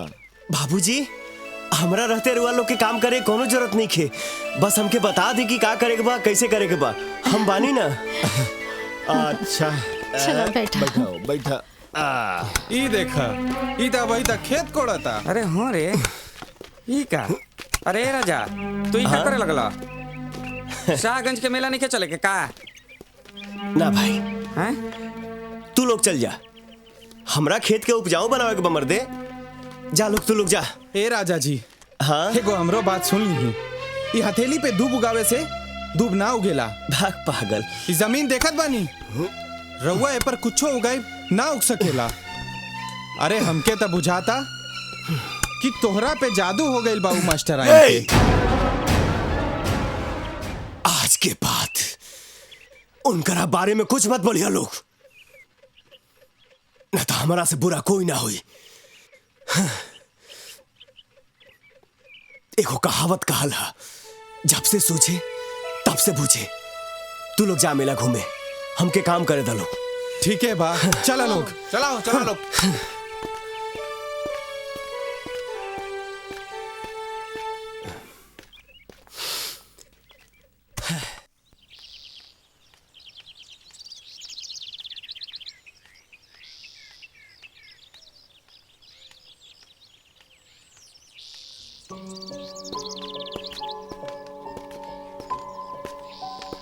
अरे मैडम जी हमरे राजा के ऐसा कौन पाठ पढ़ा दिए नहीं है कि हम यारन दोस्तन के छोड़ के उ खेत कोड़े में लग गइल बा। अगर ऐसे ही लइकन के पढ़ा दिए लूंगा तो हो गइल सब कर कल्याण। अगर रउआ सबे राजा के सच्चा दोस्त होते ना तो ऐसा बात ना कहतीन। राजा जवन कुछ भी कहले हो खस, लेकिन आज राजा जवन कुछ भी करल बाड़न बहुत अच्छा करल बाड़न। अगर हो सकी तो कुछ सीखी, यही कहल चाहिला।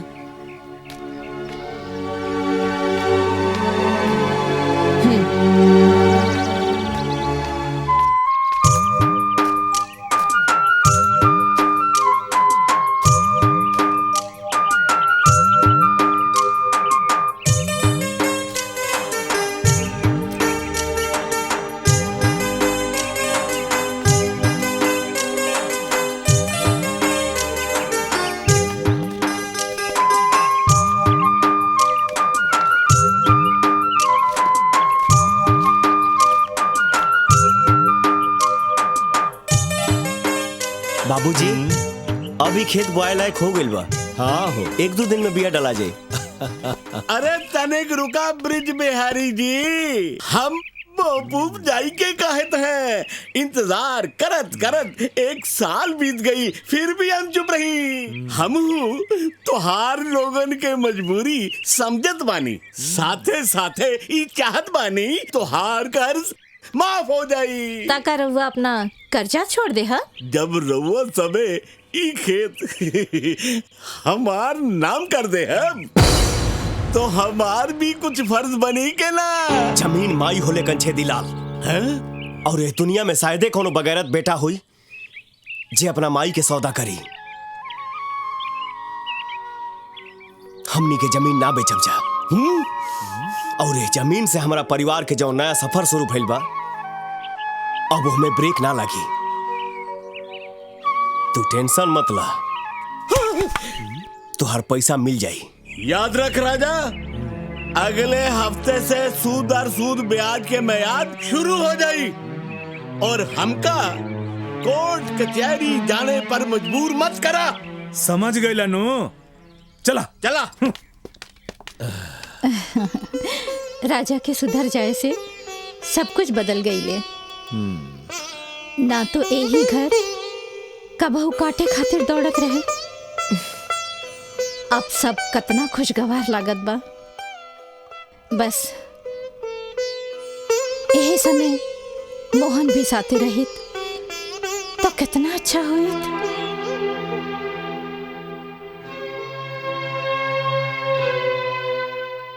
ब्रिज बिहारी, अरे आवा आवा बैठा।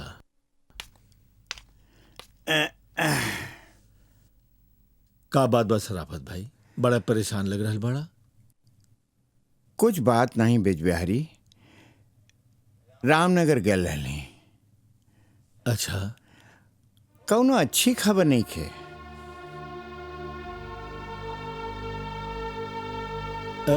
मतलब समधी जी से हुआ मुलाकात हो गई। हाँ। वो कहे लगले कि अगर हमार मांग जल्दी जल्दी पूरी न हुई, हाँ, तब प्रमोद बाबू का दूसरे शादी होए में देरी न लगी।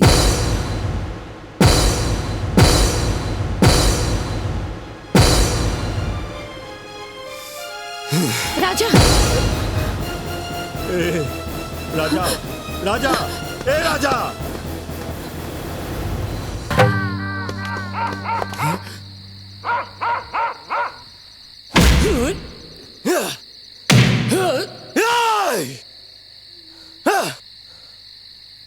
हम 2 मिनट रहुआ से कुछ बात करके चाहता नहीं।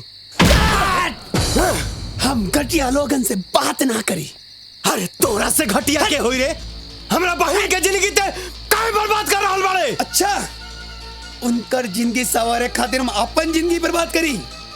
ना ना, हम अपन जिंदगी में मस्त बानी। उनकरा के कह दे हमरा के बुला जास और अपन यारन के साथ मस्त रहे।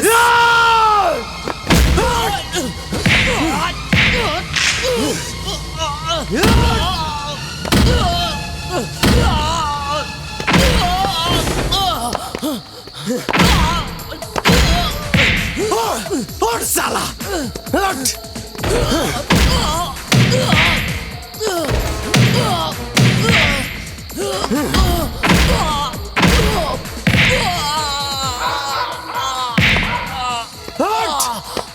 चल साला, तोरा का बुझाता है?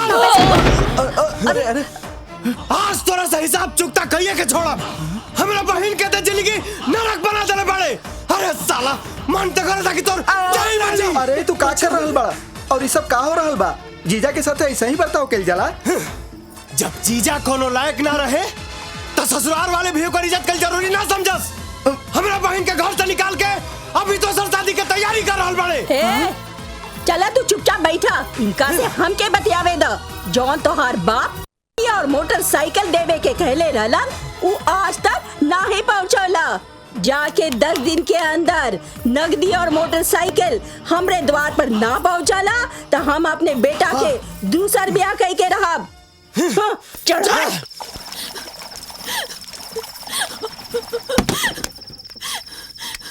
दीदी। हे अरे पगली छोड़ राजा, हमरा के मर जाए के दा। अरे ये तू का कर हम बानी? अरे अभी हम जिंदा बानी। लेकिन राजा तू लोगों का मांग कैसे पूरा करब? अरे पगली तोरा खातिर जमीन बेच दिया, घर बेच दिया, और से ना हुई तो हम अपन देश बेच दे रे। हाँ, आज जमीन बेच दी, कल घर बेच दी और परसों अपना आप की बेच दी। अरे लालची लोग की मांग कब पूरा ना हुई। उन लोग के अपना आप के बेच देला के बाद भी उनकर संतुष्टि ना हुई। तो आखिर का कल जाओ? दोसर कौन रास्ता बा? कानून के इंसाफ के दरवाजा खटखटावल जा सकत बा। अरे इस दिन कौन तो उपाय हुई जेकरा से इनकर घर बसावल जा सकेला। बाकी गंगा, कानून से केहू के घर ना बसे। अरे घर बसेला आपसी प्यार से, आपसी समझ से। माई, जब पानी सिर से होइए गइल बा ऊपर, तब कुछ न कुछ तो कर ही के पड़ी। कुछ ऐसन जैसे सांप भी मर जाए और लाठी भी ना टूटे। ए बापू, ए माई, हमरा दूसर शादी कराई दे ना। अरे वो आई रहल ना। इधर देखो, राजा आ गई। पैसा लेके आ गई। दीदी अब ते आराम से रहुए घर में, है ना? आज के बाद तोरा से केहू कुछ ना बोली। जो बहनी। अरे महारानी, दंदनाथ कहाँ जात बाड़ू? अरे बन के गिधर जाई किधर? आखिर आइलू ना। आ सुना, बहिन के तब पहुंचा दिहल। आऊ माल कहाँ बा जवन वो दिनवा वादा कह के गइल रहल?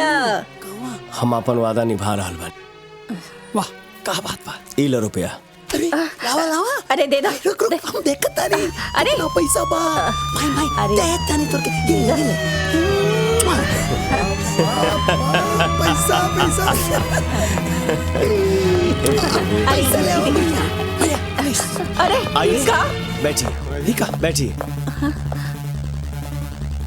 ई जौन नोट के गड्डी तू लोग गिन रहल बाड़ा, ऊपर एसपी साहब के दस्तखत बा और गड्डी में केमिकल पाउडर डालल बा। एकरा से ही साबित होई कि रवा लोग लड़की वाला से दहेज खातिर पैसा ले ले बाड़ा। पैसा फेंक भाई। गड्डी फेंकला से का फायदा? हाथ में रंग लाग गइल बा। आप लोगन पर दहेज के आरोप में केस दर्ज हो गइल बा।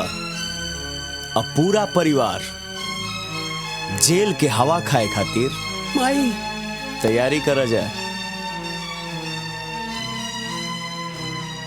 हमनी के माफी दे दी सरकार। हमनी के बचाई, भूल चूक माफ करी। अब ऐसन गलती दोबारा ना हुई। हाँ सरकार, हमनी के माफ कर दो सरकार। अब कवनो शिकायत का मौका ना मिली सरकार, ना मिली। बच्चे के चाहत रहा ना तू लोग, तो जल्दी से पे दस्तखत करा।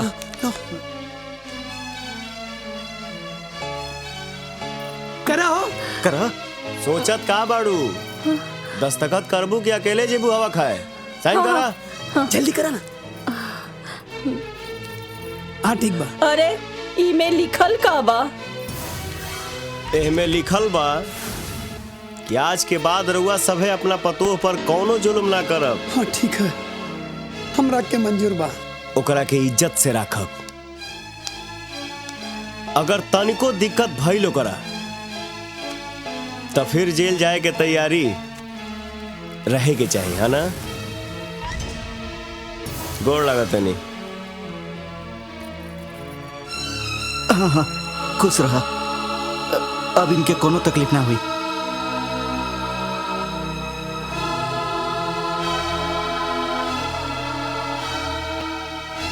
जाता नहीं।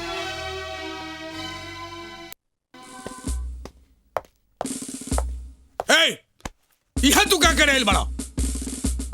काम से आयल बनी। कौन काम? ना बताई। अरे ना बताई, बता जाई वहां से। हम तोहरा से बहुत नफरत करीला। लेकिन हम तोहरा बेटी से बहुत प्यार करीला। विश्वास नहीं खे तो ओकरा के बुला के पूछ ला। राधा, राधा।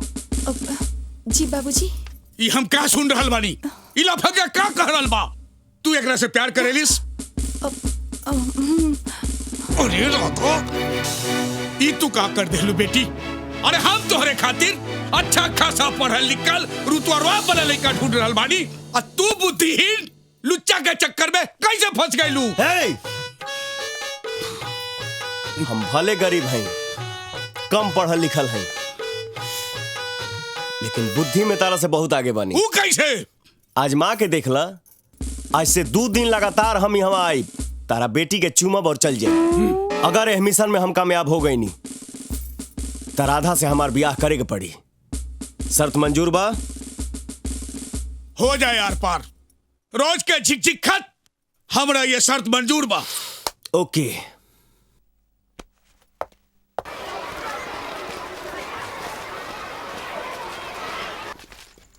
पता नहीं भाई, राजा जैसन काहिल पर के ऐसन जादू चला देले बा के बंजर जमीन पे खेती लायक बना देलस। अरे छोड़ा हो कंछे दी लाल, घर के हालत त ठन ठन गोपाल बा। सिंचाई करे के न पैसा बा, न खाद और बीज के जुगाड़ बा, त खतिया कोड़ के कवन कमाल कर देलस जे बा से। अब केहू कर्जा ना देही मोपू बजाई के, जे कर लहिले ओकरा वापस नहीं देवे।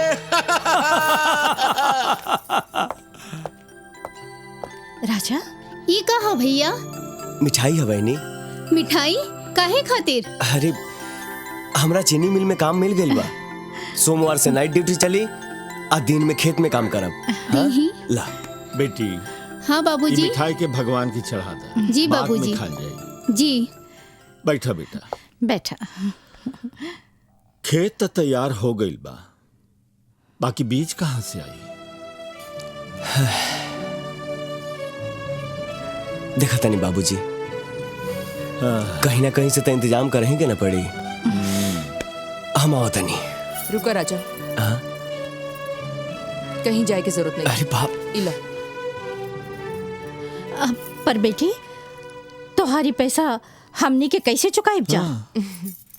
अरे माई, रवा चिंता ना करी, फसल कटला के बाद में चुकता कर दे, ना तो फिर किराया में से काट ली। अब तो हम यहाँ पे लंबा समय तक रह जाता नहीं, लेकिन अब जो जरूरी बा ऊ बा बीज बोवल। कौनो काम रुके के ना चाहिए। ला राजा।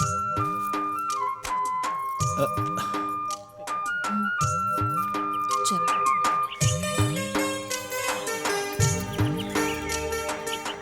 हमार बात सुन रहल बानी नु? अब और बर्दाश्त नहीं के होकर अपना जिंदगी की सबसे बड़ा दर्द कब तक छिपा के रखी। रहुआ तो हमरा के बेसहारा छोड़ के चल गई। ये लोग की हालत तो हमरों से खराब बा। पूछत बा के कलेजा फट जाए, लेकिन हम बता पाए कि पता न मोहन के का हो गई, कुछ खोजे खबर नहीं खन देत। अहन तो कहियो, उनकर कान पकड़ के पूछा कि माई बाप कौन कसूर कैले बाड़न जो ऐसन सजा दे रहल बाड़। हमनी के तो पाकलाम है, आज नहीं तो काल। दोनों भाई एक साथ रहतन तक कितना बढ़िया हो। अब तो पहल के बियाह करे के बा, बस उन करे इंतजार बा। अरे वो आज है ना तो उनके बिना तो कुछ होइबे ना करी। अच्छा सुना, बहुत बात हो गई है, ला दवाई खा ला, ना तो फिर दर्द बढ़ जाई।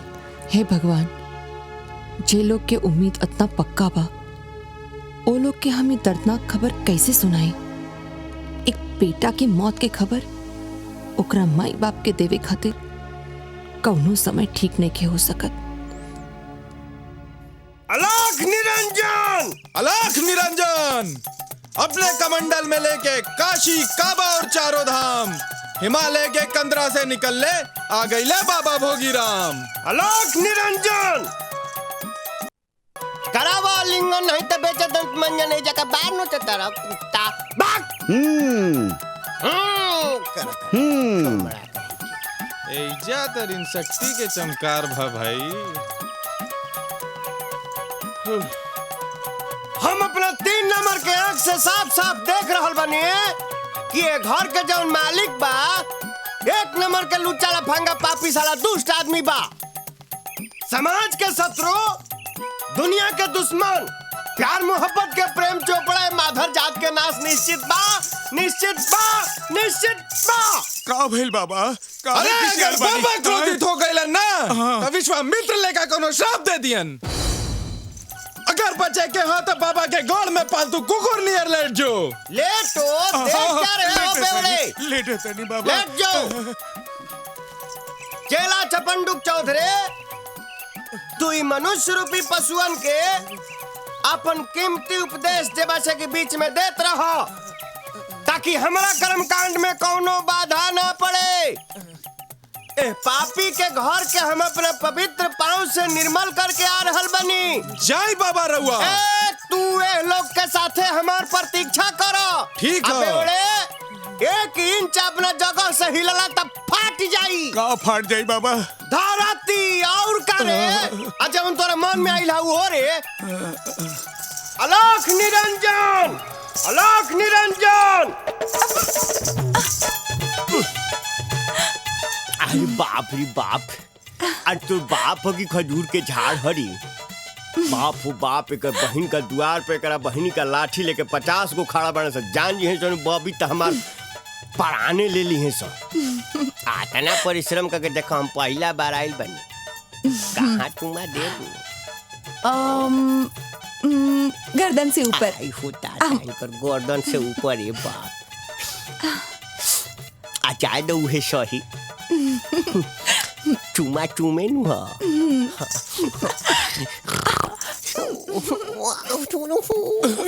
रुक जा लोग।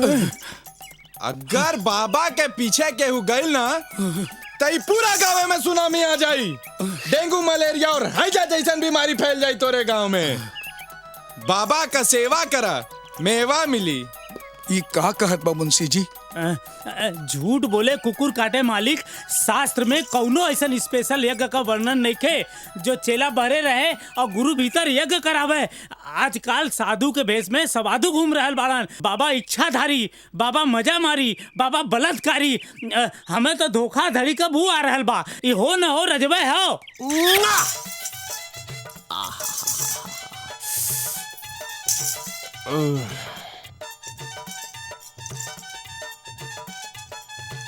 देखी भैया, 4 पैर वाला पर तक केहू पहरा लगा सकेला, लेकिन 2 पैर वाला पर ना यह संभव बा। का बुझाई? अलाख निरंजन चलो देखो ताली। का रे मुंशिया, तोरो एंटीना का सिग्नल बड़ा देरी से पकड़ेला का? हाँ हाउ देखो, राजा भैया अपन यज्ञ पूरा करके आ गइलन।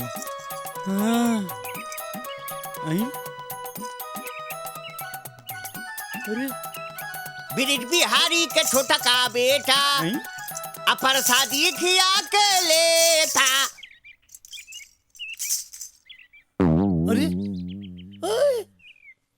बच्चा, तुम्हारा ललाट बता रहा है तुम बहुत आगे जाओगे। तुम ये प्रसाद खाओ। अरे साला, ये तो प्रसाद में दांत कैसा? अरे मुंशी जी, तू कहाँ देखा था हुआ? आए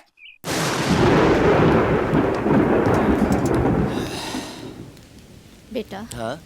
8 बज गई, अभी तक गंगा ना आई। का भैया, हाँ? कोनो काम से राजापुर जाए के बात कहत रहली। शायद वही जे गई होकस।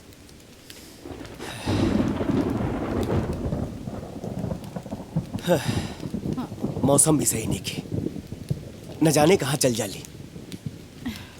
अच्छा माई, हाँ हम उनके लेके आओ तनी, ठीक ना? ठीक। फिर हमनी के साथ में बैठ के खाना खाइए। ठीक है। हाँ।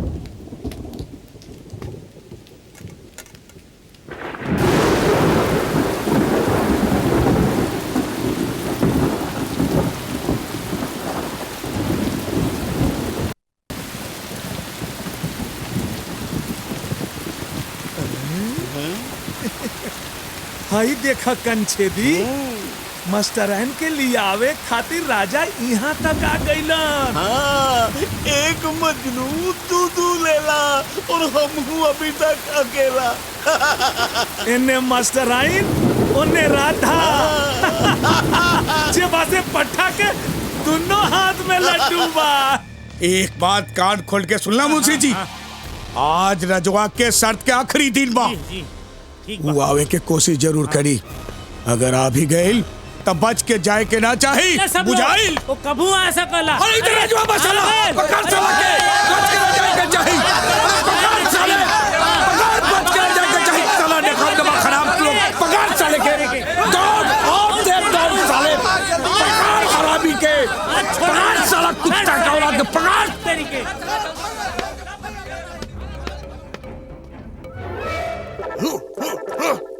अरे गोबरा कतलो कर पे जादू टोना राजवा रही हो ही कोना का बुझले को मड़ा साले। पकड़ पकड़ पकड़ गोबरदास पकड़। हाय हाय हमर जान। हमरा से मिले खातिर तू इतना परेशानी उठावता रहा, कुछ हो जाई तो? तोरिका सुना, फार्म भर दिले बनी, लाइसेंस जहिया पास हो जाए, ठीक ना? आज लास्ट टेक है, गाड़ी रोका मत, एकदम पास हो जाएगा। अब तो रजवा गईल। आज बच्चू के पता चली कि गोवर्धन दास कौने बगीचा के अमरुद बारन इतना दौड़ैले बानी, इतना दौड़ैले बानी कि ससुर के नाती एक हफ्ता सांस ठीक करे में लग जाई। फिर इन्हें आवे के कबो नाम न ली, चलन है सरौ बाजी लगावे। राधा बेटी, अरे सारे तू यहाँ? बाबूजी,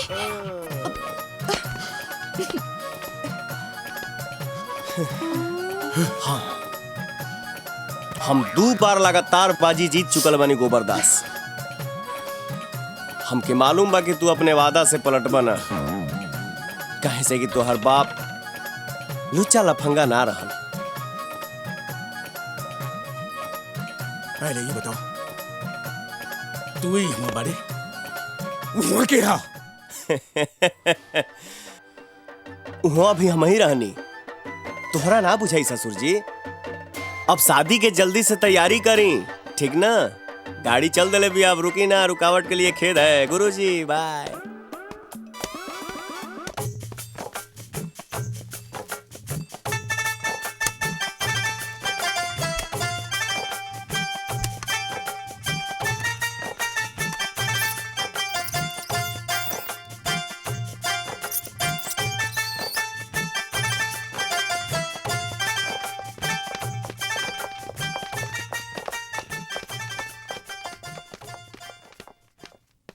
गंगा, हमनी के लइका पसंद बा।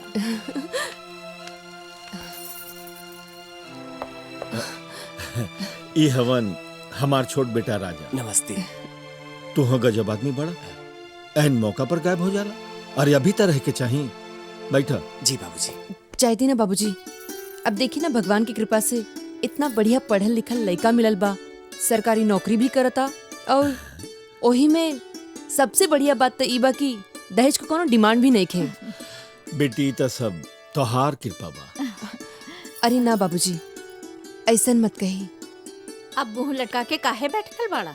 जल्दी से मोहन के चिट्ठी लिखा कि पायल की शादी रह हो गई, सब काम धाम छोड़ के चलावस। हाँ।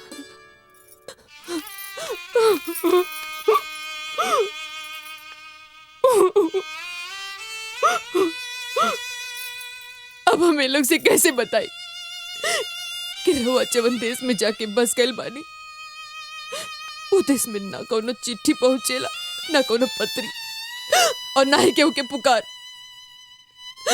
ना ही हमार केहू से सच्चाई बतावे के हिम्मत हो रहा बा, और ना ही इन निश्चल लोग के भावना के साथ छल करे के कोनो मन करता। अब रउवे बताई हम का करी? अब रहुए हमके रास्ता दिखाई, हमके भंवर से निकाली। भाभी,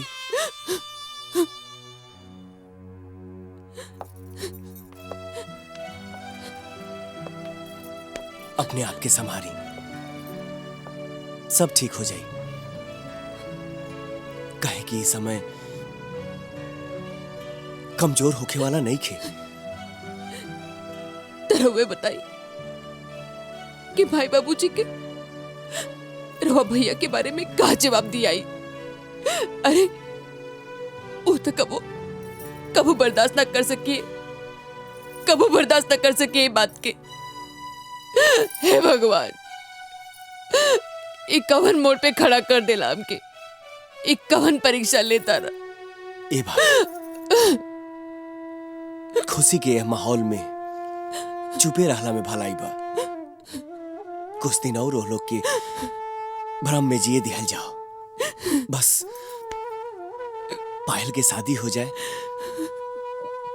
फिर देखल जाए का करे के बकाना। हाँ भाभी,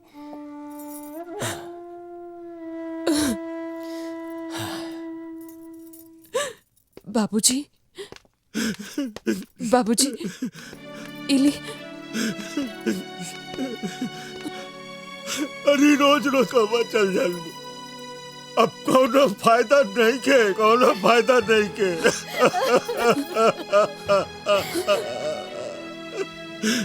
हमार मोहन आई, हमार दिल, हमार धीरज टूट गई, हमार धीरज टूट गई। पैसा कमा रहे बाड़न, पैसा कमा रहे।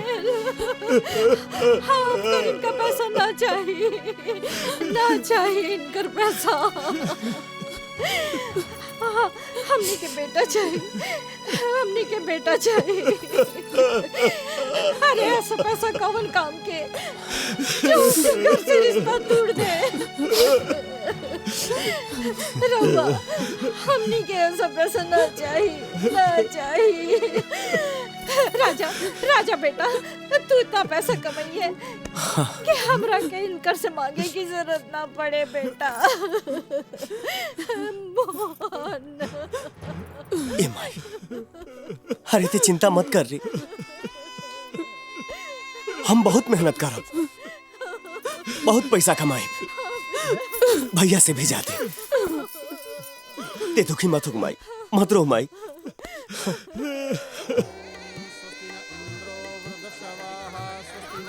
राधा, आओ। बाबूजी, ए बाबूजी, यही राधा। खुश रह, खुश रह, खुश रह। ये हमार माई ही है, और यहाँ के हमारे गांव के मास्टर आइन गंगा जी। आवा, आवा लोग आवा।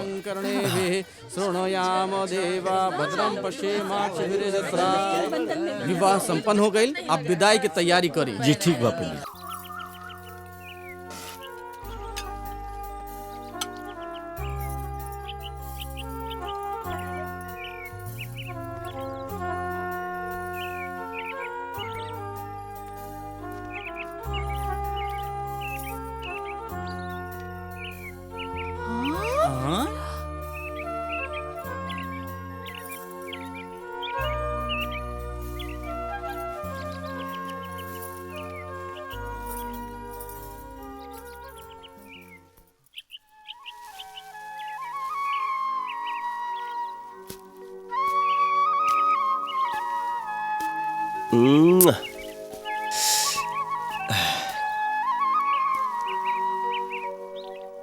हे भगवान,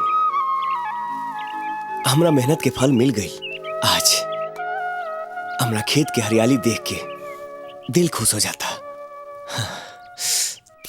अरे ए मर्दे, ई रजवा कहाँ बा हो? दिखाई दे नहीं खे आजकल तक। हाँ भाई, रजवा तक कमाल कर दे। का कमाल? रात में नौकरी करता और दिन में खेती। मेहनत ऐसन कैले बा कि जमीनियों से सोना उगले लागल। हाँ हो, मेहनत इहे कहाला। बतावा। आदमी चाहे तो पत्थर से भी पानी निकाल सकला। जॉब से वो मास्टराइन घर में किराएदार बन के आयल बाड़ी ना, तब से तो वो लोग के दिने बदल गइल। सही बात बा भैया। ई मेहररुअन का जोन पगफेरा होला ना, केहू केहू खातिर बड़ा शुभ होला। पता ना कहाँ से आयल बड़ी और रहेली कैसे, जैसे लगेला कि उनकरे घर बा। अरे भाई, छेदियो रोज रोज पहुंच जाता तगादा करे। छेदिया ना, अब लगाता उनको हिसाब चुकता हो जाए। अरे काहे रतिया जगाए दिया हमका, काहे रतिया जगाए दिया हमका। अरे कंछेदी लाल, अब तू छाती पीट पीट के बिरहा गावल शुरू कर द। अरे मेरे यार, बिरहा छाती पीट कर नहीं, ई कान माँ उंगली डाल कर गावत है। एह बदे कि ब्रिज बिहारी सिंह के जौना जमीन पर तू नजर गड़ौले रहला, ऊ जमीन सोना उगल रहल बा, सोना। अगर तोहरा के ऊ जमीन चाहत रहे तो दबाव दे के पहले ही लिखवा ले चाहत रहे। अब तक फसल बेच के कर्जा चुका दी लोग। अब हु कौनो देर नहीं खे भइल बाबू बजाई के। अरे ई कंछेदी लाल, कर्ज देवे जानत है तो कर्ज लेवे भी जानत है। अरे इतने सारे जो हम कबूतर पाल रखी, वो कब काम आई? अरे फसल घर तक पहुंची तब ना कर्जा चुकाई लो।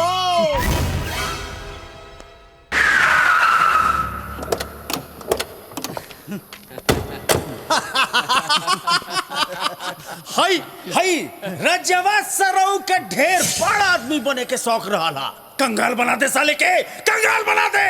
एक जो खेत बानू, खेत बा ओकरा में आग लगा दे साले के। ले ले ले, आग लगा के खाक कर दे।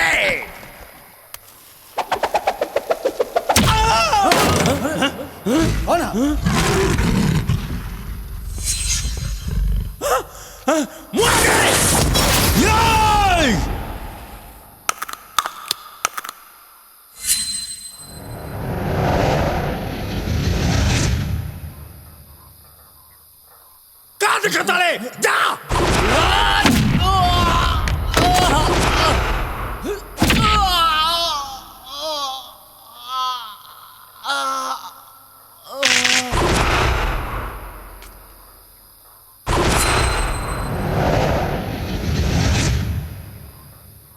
अरे तू क्या करता है?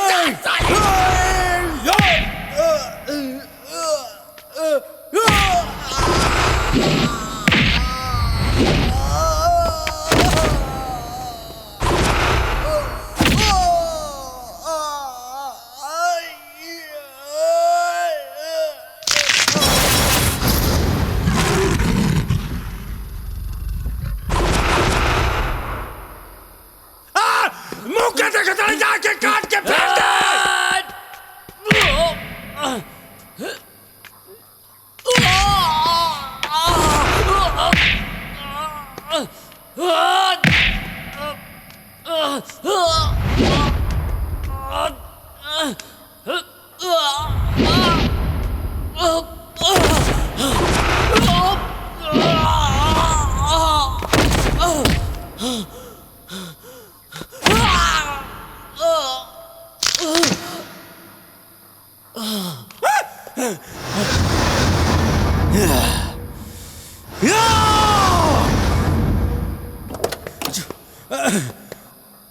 भाग रे तोरा माई का साला हरामी का पिल्ला, पता न कहां से ताकत आ गई एकरा में। आई रहा साले खेत जलावे, फट गई साले। हैं भाग तोरा बहन का दादी का खेत जराई। सब लोग से बातचीत कैला और सच्चाई के पता लगावला के बाद पंचायत ए फैसला पर पहुंचल बा कि देवराज और कंछेदी लाल दोनों जना मिलके राजा के फसल जलावे के साजिश रच ले रहन लोग। एक खातिर पंचायत ई लोग के सजा सुनावता कि देवराज राजा के 5,000 रुपया जुर्माना दिए और कंछेदी लाल राजा के देहल अपन कर्जा भुला जास। बच गई बाबू। जेबा से रजवा से तो शर्त लगा के हम हार गई नहीं। अब समझ में नहीं की आवत कि ओकरा के कैसे टड़काई। नमस्ते गोवर्धन भाई। प्रणाम चाचा जी। गोवर्धन भाई, रजवा के कारण तो हम बर्बाद हो गए नहीं। और सुने में ये आइल बा कि तू ओकरा साथे अपन बेटी राधा के शादी करे खातिर राजी हो गई बाड़ा। हमरा तो डर है बात के बा कि कहीं तू बर्बाद मत हो जा, और तू बर्बाद भइला तो हमरा के बर्दाश्त ना होगी। चाचा जी, बाबूजी ठीक कहता रे। तू लोग कहे के का चाहत बड़ा? गोवर्धन भाई, हम जौन कहल चाहतानी ओही में तुहार फायदा बा। तू राजा के घरे रिश्ता लेके जा। बात ई बा कि राजा के बड़ भाई मोहन के अबही शादी नइखे भइल। अब ब्रिज बिहारी सिंह बड़ बेटा के पहले छोट बेटा के शादी करे खातिर कबहू तैयार ना होकी हैं। ता तोहार काम तो बनले बनल बा। सोच ला, हम जाता नहीं जेबा से। चला बेटा। प्रणाम चाचा जी। मालिक, हम एक घर के नमक खैले बानी। एहे से हम कह रहल बानी कि राजा और मास्टराइन के बीच जबरदस्त चक्कर बा। हमार आंख से देखल हा।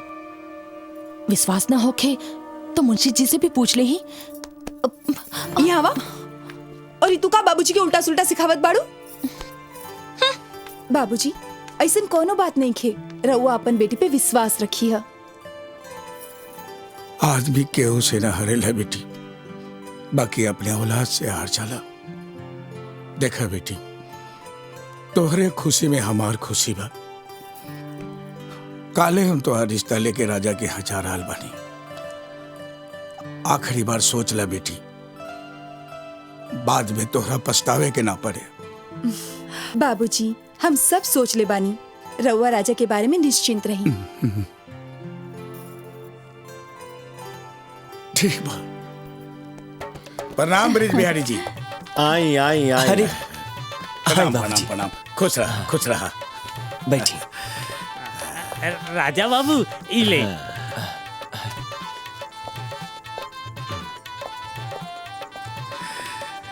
रउआ लोग के तो मालूम है कि हमनी के काहे के आयल बानी जा। देखी, बेटी के खुशी से बढ़ के एक बाप के लिए और का हो सकेला। हमनी के भी तो इहे चाहत बानी जा कि दोनों के जोड़ी प्रणाम सजे। प्रणाम। अब देरी कौन बात की? पंडित जी के बुलाई, दिन निकलाई। देखिए गोवर्धन बाबू, हमनी के गरीब जरूर हैं जा, बाकी रीति रिवाज संस्कार परंपरा के तो ना नु तोड़ सकिले।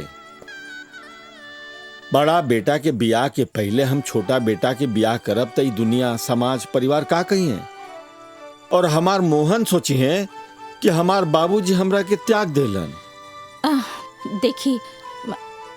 देखी ऐसन कठोर निकलल कि बहन के ब्याह में भी ना आइल। भाई से स्नेह हो तो ओकरा ब्याह में जरूर आई, और जब आ जाई तो ओकर भी ब्याह कर देहल जाई। बस ओकरा के बुलाए के एक ही उपाय बा, राजा के शादी। यहाँ के ठीक कह रहल बनी। कोनो बात नहीं के 15 दिन बाद के मुहूर्त निकलल जाए का राजा? अच्छा तो हमरा के इजाजत जी। ठीक बा। प्रणाम। अच्छा राजा, गाड़ी तक छोड़ावा। जी बाबूजी। नमस्ते। अच्छा चला तनी। गंगा, हम तोहरा से विनती करत बानी, हमरा बेटा मोहन के हमरा तरफ से एगो चिट्ठी लिखा। तू तो औरत हो, एक माई के दिल की बात जरूर समझबू। लिखा, बेटा हमरा से कोनो गलती भइल होके तो हम तोहरा से हाथ जोड़ के माफी मांगत बानी। घरे चलाओ, तारा बिना सब सुना बा।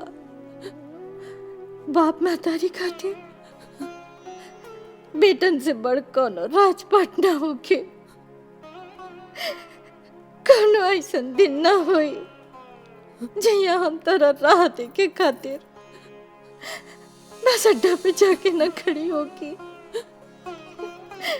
हम माई है बेटा, माई। माई के ममता कनो हाट बाजार में ना बिकाए, सामने रहबा तब ही तो मन की बात कहा।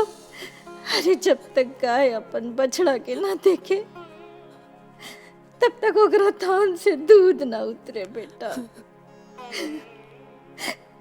तू तो बहुत बड़ हो गई बाड़ा, कमाए लगला। तारा बिना कैसे जी रहल बानी, तारा के का पता बेटा। तारा छोट भाई राजा के शादी तय हो गई बा,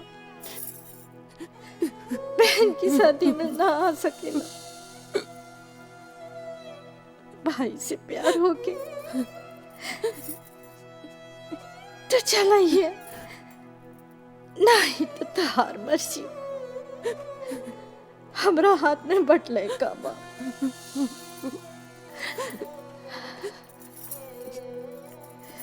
आगे बचुआ भगवान जाने। हाँ माई, लिखते नहीं।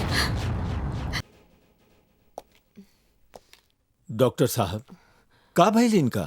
एक्चुअली घबराने की कोई बात नहीं है, इन्हें आराम की जरूरत है। ये माँ बनने वाली हैं।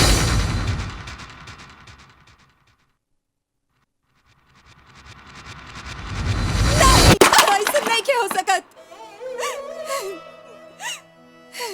देखा बेटी, कान से सुनल झूठ हो सकेला, आंख से देखल झूठ कबू ना होके। और हम हो सब कुछ जानीला, देखले भी बानी, अकान से सुन लहू बानी, और सारा गांव के मालूम बा राजवा और मास्टरनी के का चक्कर बा। तनी सोच बेटी, अगर ऐसन बात नहीं खे तय कुंवारी लड़की के पेट में बच्चा कहां से आ गई? देख बेटी, फिर भी तोहरा विश्वास नहीं खे त गवाह बा ई मुंशी जी और फुलमतिया, पूछ ले। हाँ बेटी, हाँ। बाबूजी, सच्चाई के गहराई में जाए बिना कोनो फैसला ना करे की चाहिए।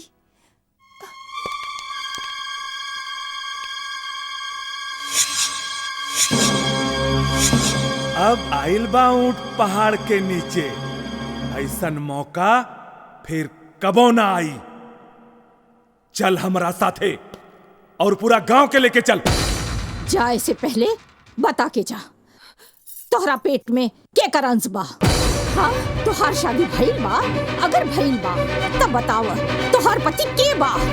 हाँ, यदि ना भइल तो एकर बाप के हा? अरे केहू से तो प्यार मोहब्बत होई। अरे बोलत काहे नहीं की?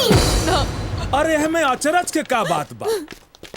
इनकरा पेट में केकर बच्चा बा ई पूरा गांव जानत बा जेबा से। दोसरा के शिक्षा देवे वाली मास्टराइन का चरित्र इतना गिरल होखे त जेबा से ना समझ लोगन के का कहाई। देवराज सिंह, सोच समझ के बोला, तोरा पता बा कि तू का बोल रहल बड़ा? इतना भोला बने के कोशिश मत करे राजा। तोहार और ई मास्टराइन के इशक के चर्चा केकरा से छुपल बा जेबा से? देवराज, अपनी 1.5 गज के जबान लगाम में रखा, नहीं तो जड़ से उखाड़ दे। कोई भी बात बोले से पहले सच्चाई जान लेबे के चाहिए। एकरा के कहाला खिसियानी बिल्ली खंभा नोचे। तू ही बतावा, नहीं तो मास्टर ने बता देस कि केकर तोहफा ही अपना पेट में लेके घूम रहल बाड़ी जेबा से।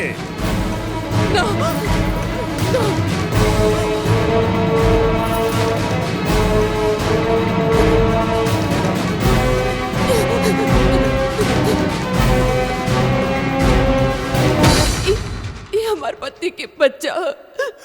आई देखा, जुबान खुलबो कइल तसली बातें ना निकला। पति के हक कह देला से काम ना चली। पूरा गांव के सामने कबूलो कि केकर पाप है जेबा से, नहीं तो ये गांव में ना रह पैबू। ई पति के ह त उनकरा कौनो नाम तो होई।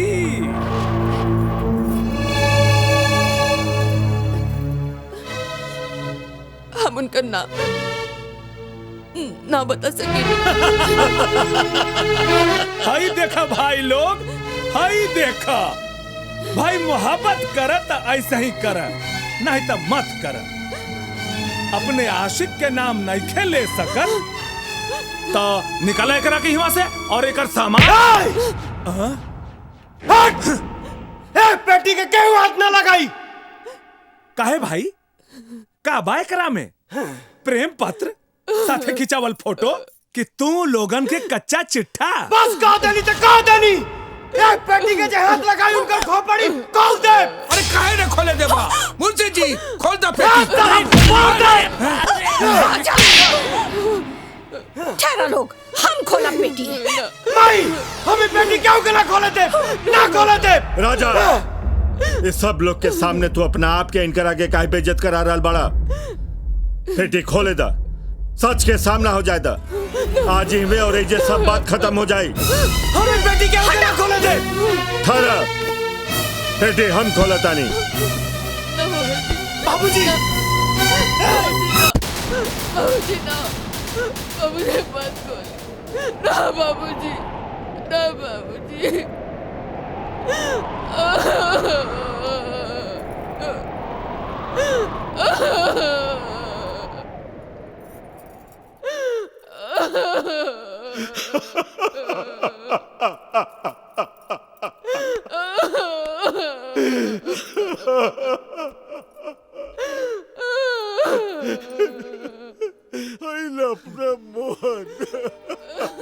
माई,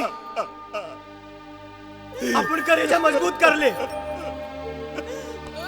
जकरा के ते मास्टराइन का के बुलावेलिस ना, वो और केहू नहीं, वो तोर बड़की पतो ही अरे हमरा भैया के मेहरारू और हमार भाभी। माई, भैया हमें दुनिया में नहीं का।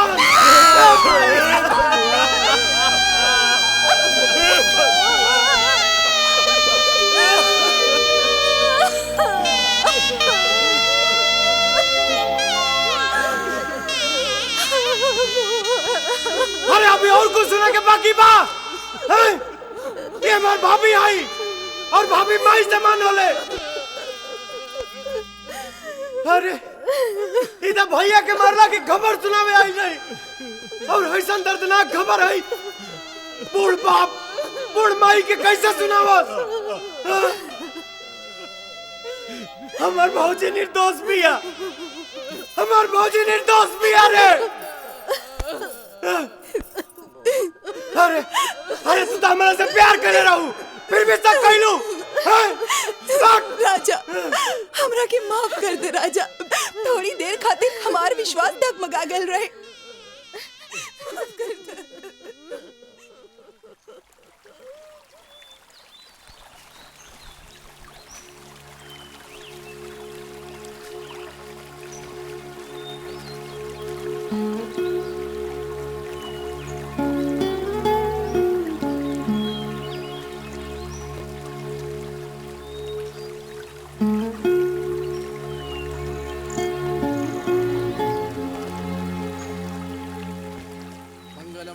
विष्णु मंगलम गरुड़ध्वजः मंगलम पुंडरीकाक्षो मंगलाय तनो हरिः। अब आप लोग फेरे लीजिए। ओम सुमुखश्चैकदन्तश्च कपिलो गजकर्णकाः लंबोदरश्च विकटो विघ्ननाशो विनायकः धूम्रकेतुर्गुणर्ध्यक्षो भालचन्द्रो। अरे ना ना बेटा, पहले अपना भौजाई के पैर छुआ। आओ बहू। जा।